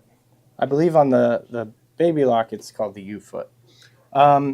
So you can go ahead, and it's got this different way of a hoop. So normally you have the slide-in hoop. This one's just going to clip in right over there. Maybe I can move this so I have a little more room.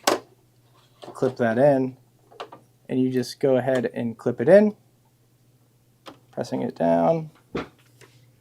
And this was, I did take this from the store, so hopefully, there we go. And same thing to take it off, you just release this clip and you can take off that hoop. But like I was saying, you can view the center of your design where it's going to first start stitching out. You can view it on the screen as well, and it's going to give you crosshairs. You can also do this button here, and it will show you, oh, I'm on the wrong setting. So this one here is going to show you exactly where it's going to stitch out the whole entire design. So it's going to go to each corner around and show you how big this design is going to be. just a very cool machine. Very nice for beginners. Yeah. We have 13 different built-in fonts on here. And with these fonts, you can change their size, you can change the density, you can change the, well, yeah, you can do all those things. But very cool fonts. You got a nice, cool looking font here. You're able to type in, what should I type in? I'll just type in mom. Mom. I can click enter here. I can add another line. Maybe we'll do dad. Set that there, and you can see it places one on top of the other. Now you can select all of these. You can go to font edit. You can choose to rotate it. You can create a different array and kind of warp what the letters look like. You can change the angle of the letters. Just so many different features you can do with this machine, and at such a low price. This is a great machine, especially for someone just getting into embroidery. And if you want more details about this machine or other machines you have, please call 412-344-2330 extension 2. Steve or John will tell you all about these machines. Okay, why don't we show some products? Yeah, let's show some stuff we've got. And maybe after we do some of these products, we'll show how to thread the applaud. Sure. If good. the viewers would like to see that, how to thread the applaud, how to set it up for the stitch it's currently set on. Okay? Cool. So what's our first thing? Spring event. Yes. We have the spring event coming up, and there are 22 available spots open. Do you know which days? Is it Saturday? Yeah, Saturday, Sunday. Saturday, Sunday. So we have available spots for those dates, and we are going to wow you with the projects we're going to do. What am I allowed to tell them? There's a bag you'll be creating, right? A bag that Tiffany's, a mini tote. Me and John are going to be doing the scan and cut and doing rhinestone designs and different things with the scan and cut. And you're going to learn about using the scan and cut. And it's just going to be a lot of fun. I think if you went to the last event, it's unique. We put on a show for you, and you will get to walk away with something physical that you actually like, and that you learn something out of it too. Okay. Yeah. Next one Great. is So then we have our pattern. Again, this is Simplicity S9127. It is both kids and adults and teen sizes. One pattern, you get 3 different options of what to make, pants and 2 different lengths of shorts. It's got everything you need right here. So easy. Took us what? Maybe an hour to put this together? Less. All right, and then we do have some kits together that you can buy. So many different fabrics that you can do. We have 2 cottons to start with today. So this is our Rebirth pattern. This is a cotton. It's so pretty, this pattern. I thought it would make such cute pajama pants. Really bright colors. Again, this is a cotton, so it's going to be a little bit maybe stiffer, but it'll still make a great lounge pant or a pajama pant. And then we have Paradise Pool, which is a flannel. This is the one I made our sample with today. This is flannel, but it is a little bit of a lighter weight because I know we're going into spring and summer and you're maybe not going to be wanting to wear those heavy flannels, but this has super springy colors, great to throw on a colder day, and it's not as heavy, so you still get that nice spring feel to it. All right, next we have another flannel. This is just a yellow check. I love these colors. This is probably the one I would make. It's that same, a little bit lighter fat feel to it. It's also not, I find with some flannels, it has that really like soft texture, which is good. This one is a little bit, this has like a little bit of a grain to it, which I do like. Just as comfortable, still super soft. Yeah, I love this yellow. Also super springy, would be great for the summer. And then we have, what's next? Oop. Our next flannel, which is this nice blue. I love these blues. Same lighter weight flannel, has that really nice soft feel to it. Be great for any, and this is a great fabric. You could do some little monogram stuff. I know when we would always have our sports team logos and stuff on it as a kid. So with that super great, easy beginner machine we have, you could play around with making these a little bit more personal too. All right, and then next we are offering one jersey today. If you're going to be working with jersey or any sort of knit fabric, it's a little bit stretchier, so there's a couple things you're going to want to do and a couple things you might want to have. But this is we'll get to those later in the lineup. This is a really great orangey sort of, I called this orange blossom, also super springy. I like making my pajama shorts out of this stretchier fabric. It's a little bit comfier, I find, than just like a regular cotton would be. I just really love this. These are so cute. And then, So yes. it seems like they can't see the price. Uh-oh. So I'm seeing $19.95. Is that for a yard or is That's this for a yard and a half. Mm-hmm. okay? And then the pants Right. if they click, So the way that these kits, we have them listed, you can either buy enough yardage for pants or for shorts, just because it's a little bit different between the two. Pants will give you 3 yards of the fabric. Shorts will get you a yard and a half. And that is enough to make all of the sizes that are available. If you want to make the larger sizes in shorts, I would recommend getting the 3 yards because it is a little bit bigger. But otherwise, you're going to have enough fabric to make the largest size of whatever you're buying. So there's different Yes. variants to this too, Yeah. right? So if I add this to my cart, and I have it up on my phone right now. So if you're using the app, you may see a screen like this. And before you add it to the cart, you have to select your size. So there's 2 different variants. There's a 3-yard selection, and then you'd go ahead and click add to cart. And you can see it's $39.95 for the 3 yards, and for the half yard or 1.5 yards, it is $19.95. And then you click add to cart, and then you could check out or go back to shopping and keep shopping for more. Mm-hmm.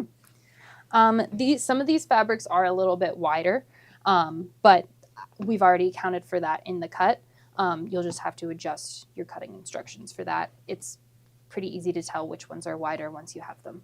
And then our last one that we have is another cotton. I just really love this. It's a real light gray with this really pretty white floral pattern. This would make a really great pair of pants, I think. Yeah, this is one of my favorites too. So those are the kits that we have for today.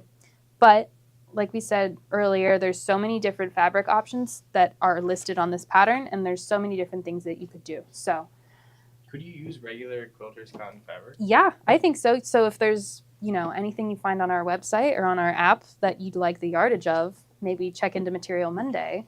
Oh, you know what I kind of want to mention? Hmm. And this is a sneak peek for the few viewers that are on.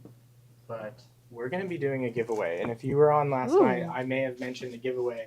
And you were like, oh, $500 worth, actually, of stuff that will be given goodness. away. And we're going to come out with more details on this promotion. But here is just a little part of the giveaway. And this is a Vera Bradley. And this is not, we're not like partnered with Vera Bradley or Disney or anything. We're just giving this away. You could see this beautiful fabric. And should I show them the other one too? Yeah. These are the mice from Cinderella. Yes, If you and remember the scene where they're making the dress for her. Yeah, and they're all carrying Little scissors, notions. spools of threads, little notions. It's there's so buttons. cute.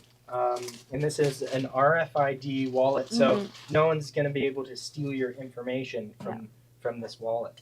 And then there's this too. And I'll take Look that how away. cute. Just a little sneak that- peek. You just can a- that's a rewind little and look. snippet. That's a little snippet of what's to come, and we're going to be releasing this giveaway sometime next week. And yeah, so it has to do, in order to enter for this, it has to do with the orders you place from us. Yes. So we'll probably be announcing that Monday whenever we have everything put together and ready for that promotion. So what's the next So, thing? yeah. simplicity. Yes, we have some of our other patterns that we're going to be featuring in future classes. Put our fabric spec over here. So first up we have, let's just show these all. First up we have our vest. We're really excited about this one. I believe on this one we're going to be doing some quilting pattern Yeah, on edge top to of edge. it, some edge to edge. Also, all of our patterns are going to be these easy to sew to start until we get some more complicated stuff or some practice in. Then we have this really easy sweatshirt pattern. Also would be really fun to do some embroidery stuff on this. We'll have to see what we have planned for it. Oh, yeah. Yeah, another easy to sew unisex pattern. Then we have our quilted jacket that looks like someone was snooping in this pattern. This one we also might do a little quilting collab, which will be real. I'm excited for this one. Yeah, we might use the long arm for this one. Ooh, oh my gosh, I that's think so maybe fun. maybe doing something either edge to edge or the long arm on this one, Yeah, just to see how the types of machines we have and their features. yeah, that'll be super fun. So those are some of our upcoming patterns that we're going to be featuring. Next, what do we have? Our little snips. Where'd they go? I just set them down. Did I grab them? There are classic snips. Did they get put under? Well, we can hold Uh-oh. these ones up. Where are they? We have these regular snips somewhere in Mhm. here, and these ones aren't as good, but they're the same snips. The ones in the bubble are titanium. Mhm. They last much longer. They're much sharper. But these snips are a must-have for us Mhm. with whatever we do, and they're There right they in are. front of us. So there they are. I love these rainbow ones. Yeah. Must have for any kind of sewing, but especially garment sewing, just to have nearby to snip those loose threads.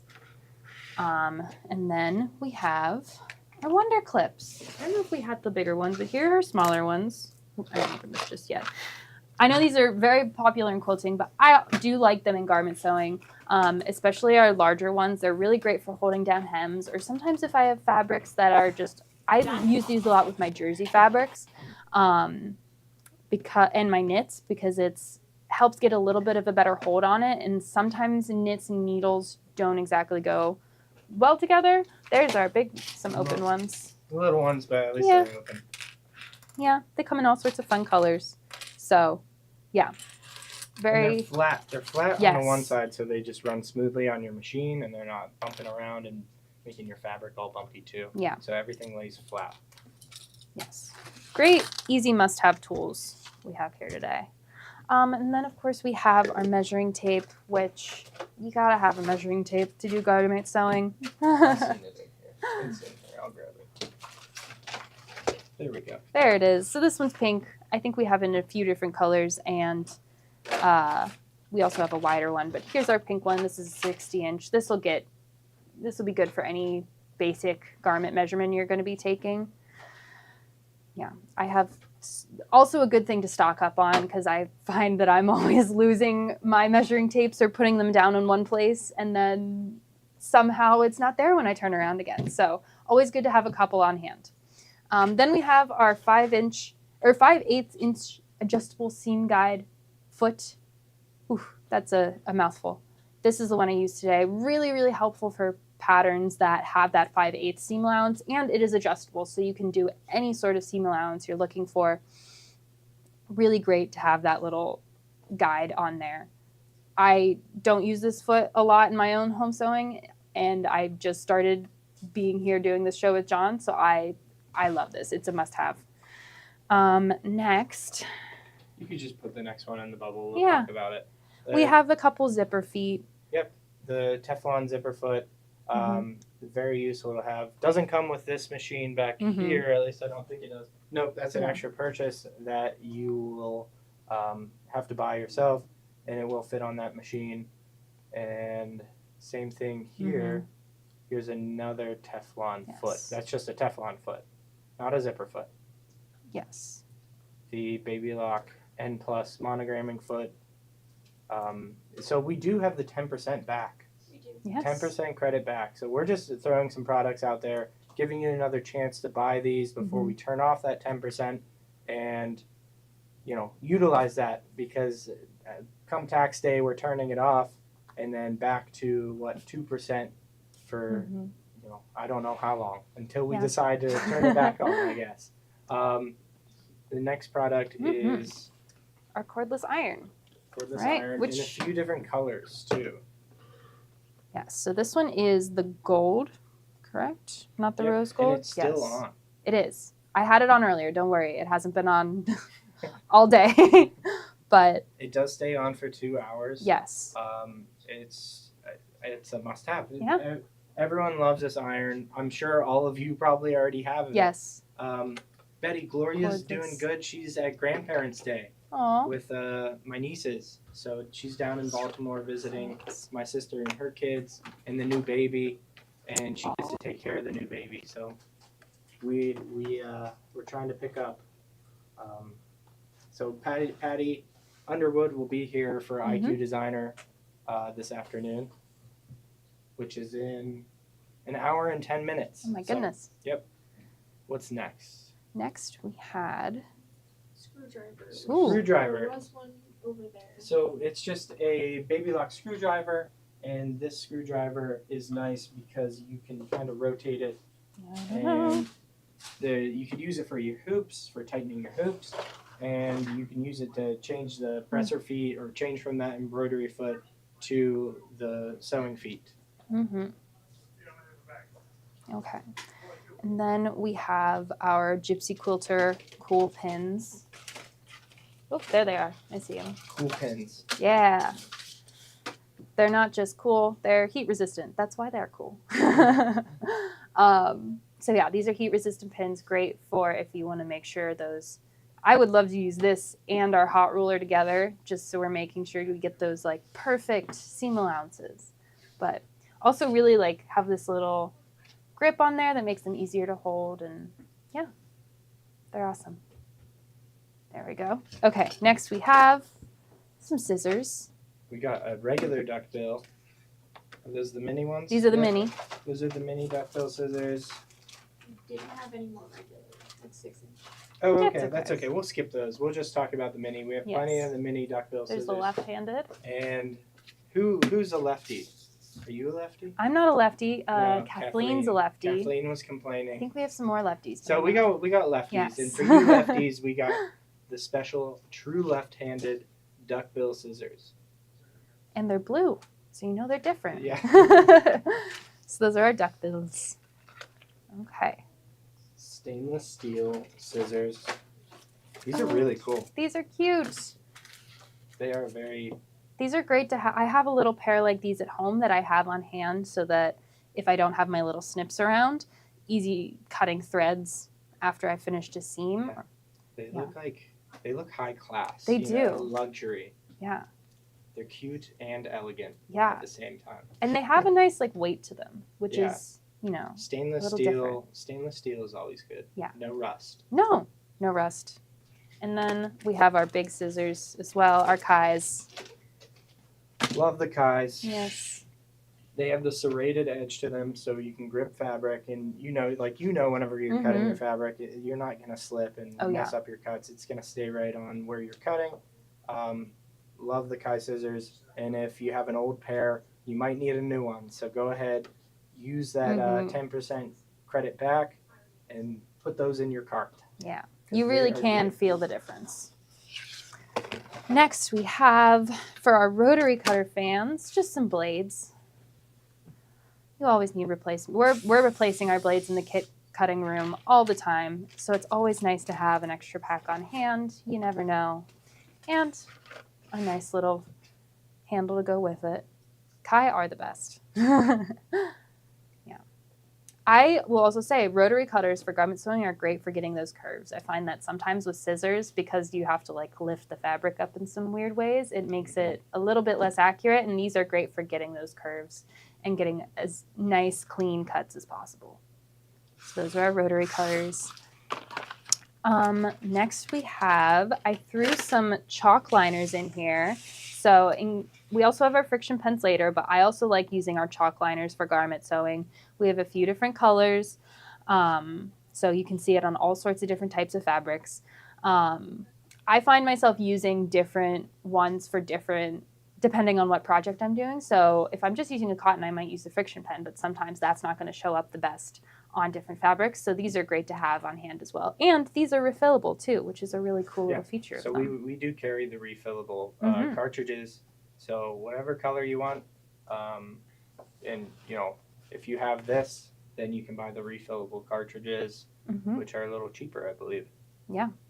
And then the friction pens, she was talking Put those on about. These aren't the together. highlighters. These Yes. are the 3-pack of pens.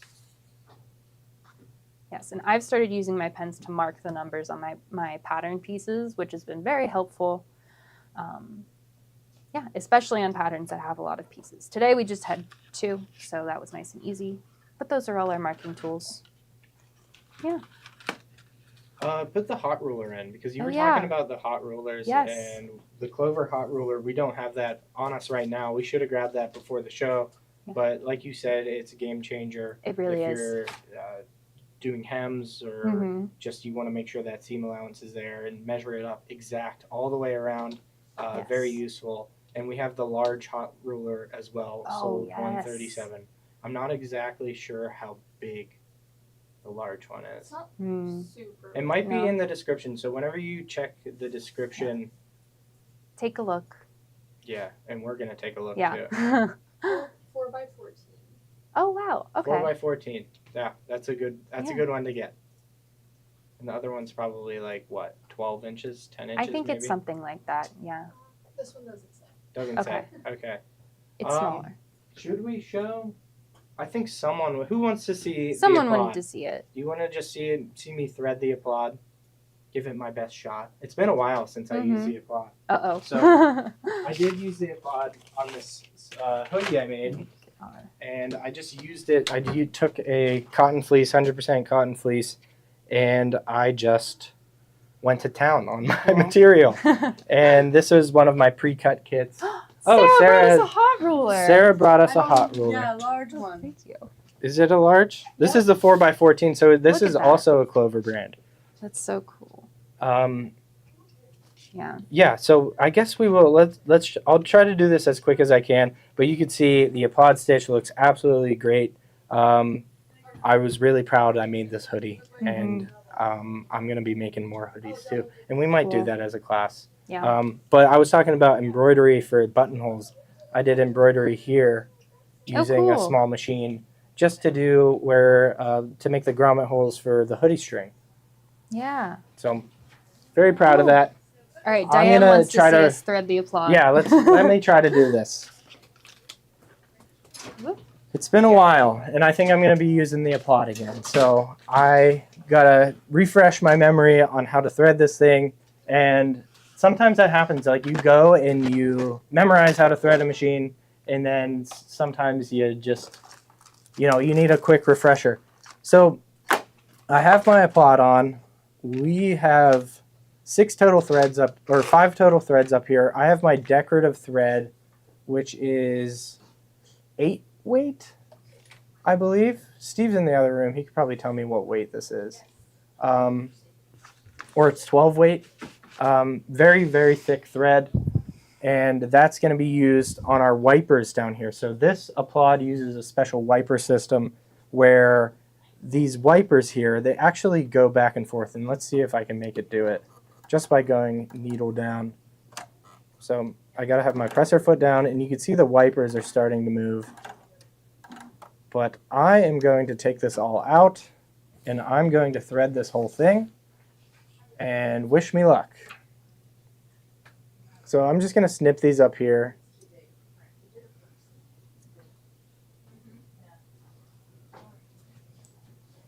And I'll snip this on here. Okay. So first things first is we're going to want to open up this here. And now we have a threading guide here. I'll try to shift the machine so you don't have to look over me. So we have a QR code here. Now it does come with the chart, but I couldn't find the box for this exact machine. So you can go ahead and scan the QR code if you'd like to, and it will bring you to Baby Lock's site. And I already had it up. but you have your quick reference guide. You have the threading instructions on Babylock's site, so you could go ahead through Babylock's site and just go through, threading the chain looper, threading the needles, threading the wipers. So those are the 3 things that we're going to do right now, but I'm going to try to do it quicker than me just telling you to watch the video. But then you have your quick reference guide for the different stitches that it does, and you can see the creative top stitch where it's using 2 of those decorative threads. You have your looper and just 1 of your serger threads up here, and it makes a very cool effect. You can do a more narrow stitch, a wider stitch. You could use those 3 serger threads, so the triple stitch, and then you have a single stitch with 1 of the wipers on. Just a bunch of different options you can do when using the cover stitches on this applaud. So I trimmed all of these. I'm going to go ahead and remove these threads here. Let's see if I pull this.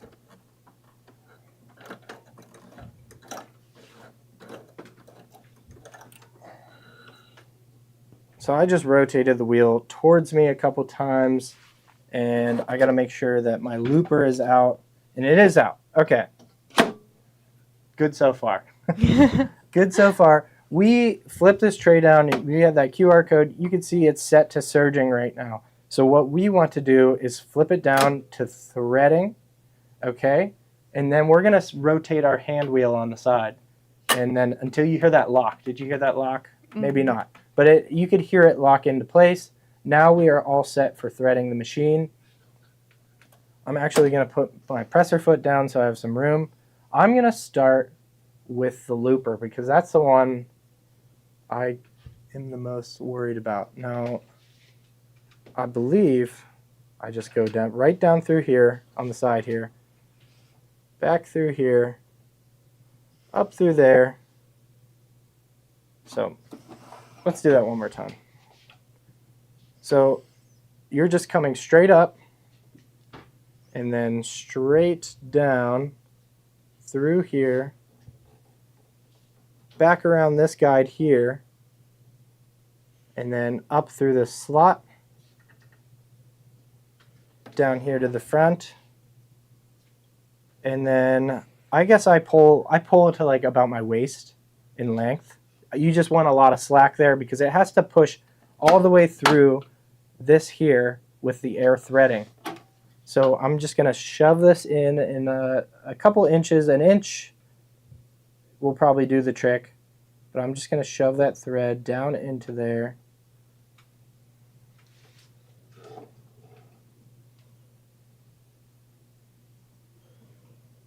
And let's see. And you should see it come out this other side. So, didn't see it come out yet. I'm going to pull a little more slack from the top. I'm going to press that button again, and it's going to pile over there into that tray. So I know I got my looper all set. Now it's time to move on to the threads. Let's see. So the threads here, you're going to want to go back and go through one of these tension discs. I believe I go through this first one here. And it will just click into place. Sometimes you got to reach your hand around the back, and you got to feel it click through the back of those tension discs here. And now I'm going to go through this guide, up through here. I am going to go down. See, this is where I might need a refresher. I might just be going straight down. But let's see. Nope, I go up through here.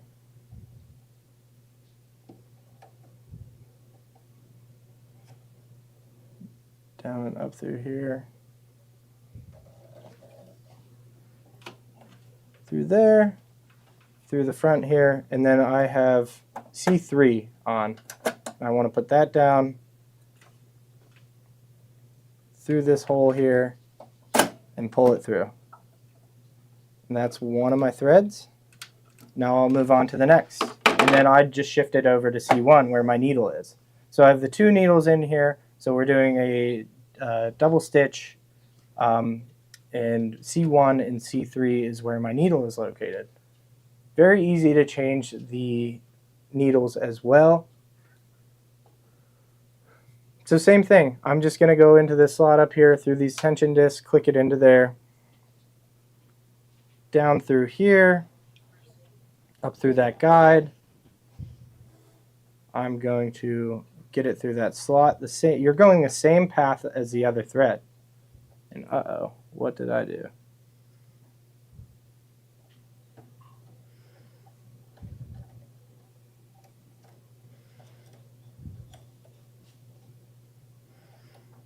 So up around there, through here, and then I'm going to thread C1.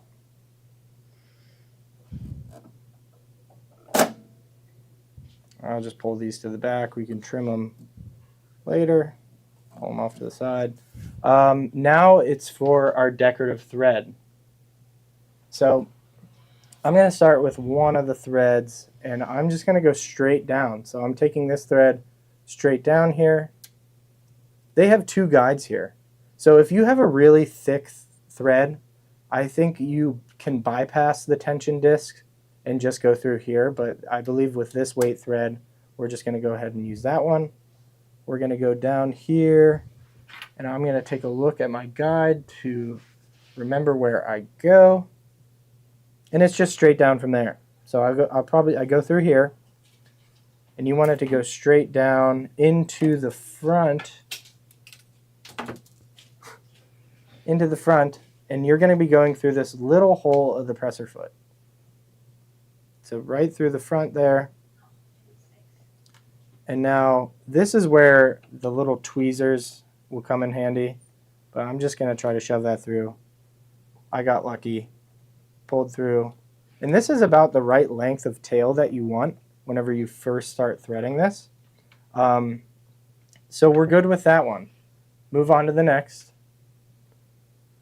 Down to that tension disc, down through this guide here, up. And now if you have a chart right next to you, it really makes it easy. And like I got it on my phone, and I was just looking through that.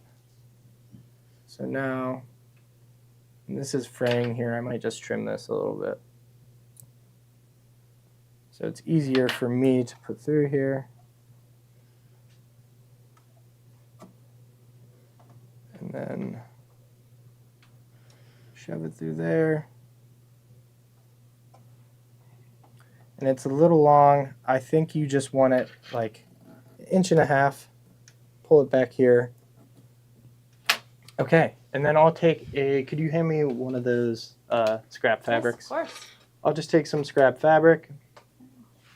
And we want to make sure that our wipers are engaged. Well, first we'll switch it to serging.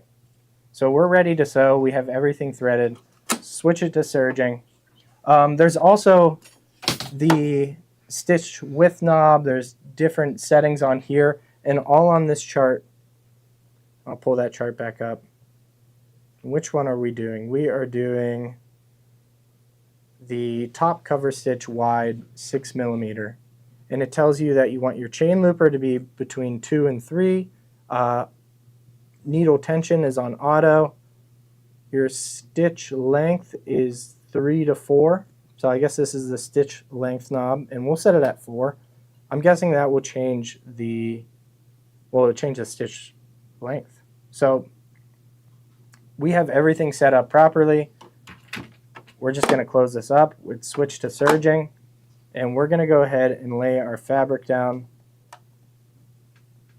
And I believe when you first start on this, you do want it to be over a piece of material. So I'm just going to put my presser foot down, and then this button here, when your presser foot down, this is the needle up down button. So we're going to go down once, up another time, and then third time's a charm, and then we should be good to start sewing. So you do want to start on a scrap piece of fabric, and then at first you do want to give it a little push to feed through. And let's see. It looks like one isn't catching. You can see this one is just not in line.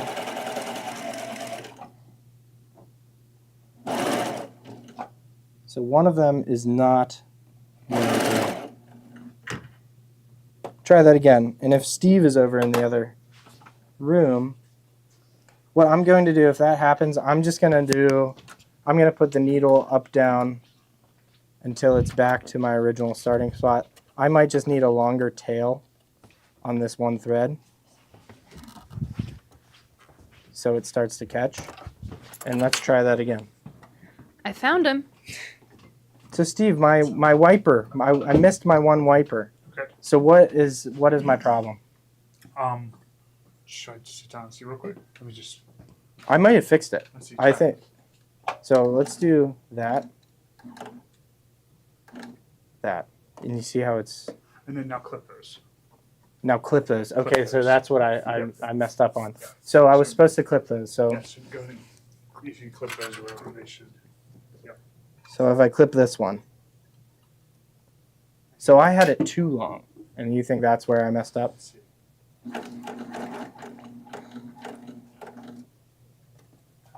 Clip that. Clip it more. Yep. Oh, so I was supposed to go down through here. And then do I clip it here? Yeah, if that tail's sticking out, clip it too. So like right here. I'll try again. Okay. Oh, came out. Okay. Let's let Steve sit down and check this out. We'll let the master do it. So, getting this threaded up is really. Okay, getting this threaded up is really pretty easy. There's just a certain sequence that it likes, and then it makes everything good. So I'm just going to stop with the wipers, and I'm going to get them out of the way, and I'm going to trim this piece, and we're going to start from fresh here. So I'm going to go ahead and flip the wipers off for a second, and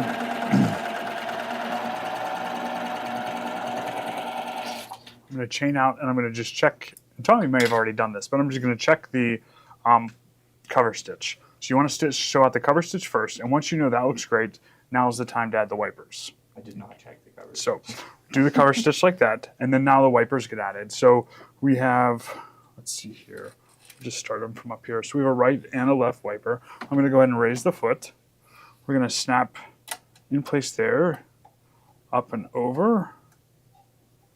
And this is for our right one. I always forget to go through the toe of the foot, but don't forget to go through the toe of the foot and then down through. It's helpful to have tweezers, but if not, you can just You know what? thread it here. Oh, it goes pretty easy. It's real easy. Yeah, on the chart it even says, and I missed this part. So I was supposed to hold them. It wants you to kind of hold them down as you're threading it. And look, too. I got it twisted there. When you first start it. I always forget, do you hold them towards you or away Look. from you? Look at the Away. Yep. away from you. Okay. So that's the part I missed. I was supposed to hold them while I first started stitching on my leader. So then we'll do the right one, and then now the left one. This thread that we're using is Razzle Dazzle from, who makes this? More Wonder? Wonderful? I think so. Yeah. It's called like Razzle or Dazzle. Razzle or- Dazzle. It's an 8-weight thread, I believe. Yeah. So it's a thick thread. We'll go down through that one. Okay. So our wipers are on now. Drop this.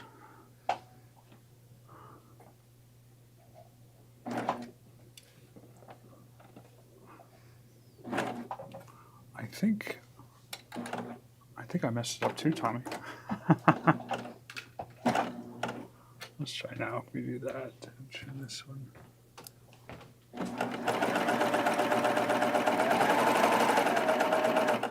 Nope.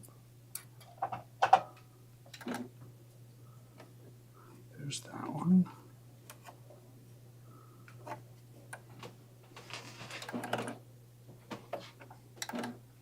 There we go. Okay.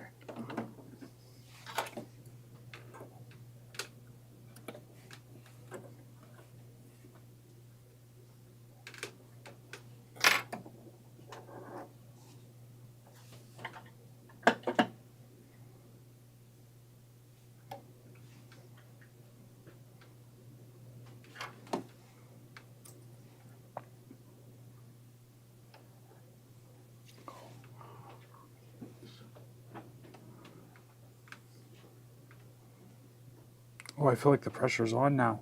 I know. Right? Oh my It always goodness. happens during the Everyone at home, take a deep breath. Right? Okay. Through the toe. But you know what? We're real. We are. This happens That's to yes. everyone. Yep. And we'll see. We'll get it. We'll get it going. We'll get it going. We'll show you. And the nice thing about the Baby Lex Surgers is that if there's something that isn't working, its chances are it's something we're doing, which is good because then it's just something that you can correct, and you'll be good. We don't have tweezers there, do we? I think there's a pair in the drawer. Okay, too late. I got them now. So let's try this again. You got it. Yep. And then once you do that, you clip these.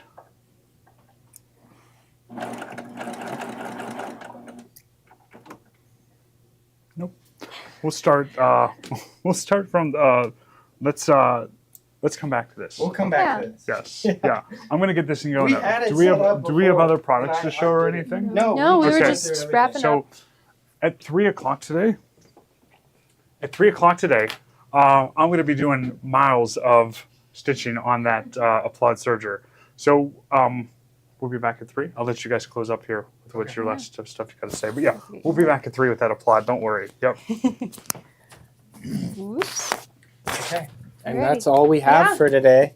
Thank you guys Um, for joining us again for Fashion Friday. John will be back next time. We Yeah. hope he's feeling better. But we hope you enjoyed and tune in. And remember, we got a giveaway promotion coming up. Steve, did you see this? Oh, wow. Oh, Yeah. I'll let you look at So it. so cute. So tune in. Like Steve said, we'll be back on at 3 o'clock. Mhm. And they have a cool project on IQ Designer. Any of your Cool. samples? Show? I think she's still working on it. She's still working on Yeah, it. Okay. but Okay. we'll be back real soon. Thank you guys. Thank you. Bye.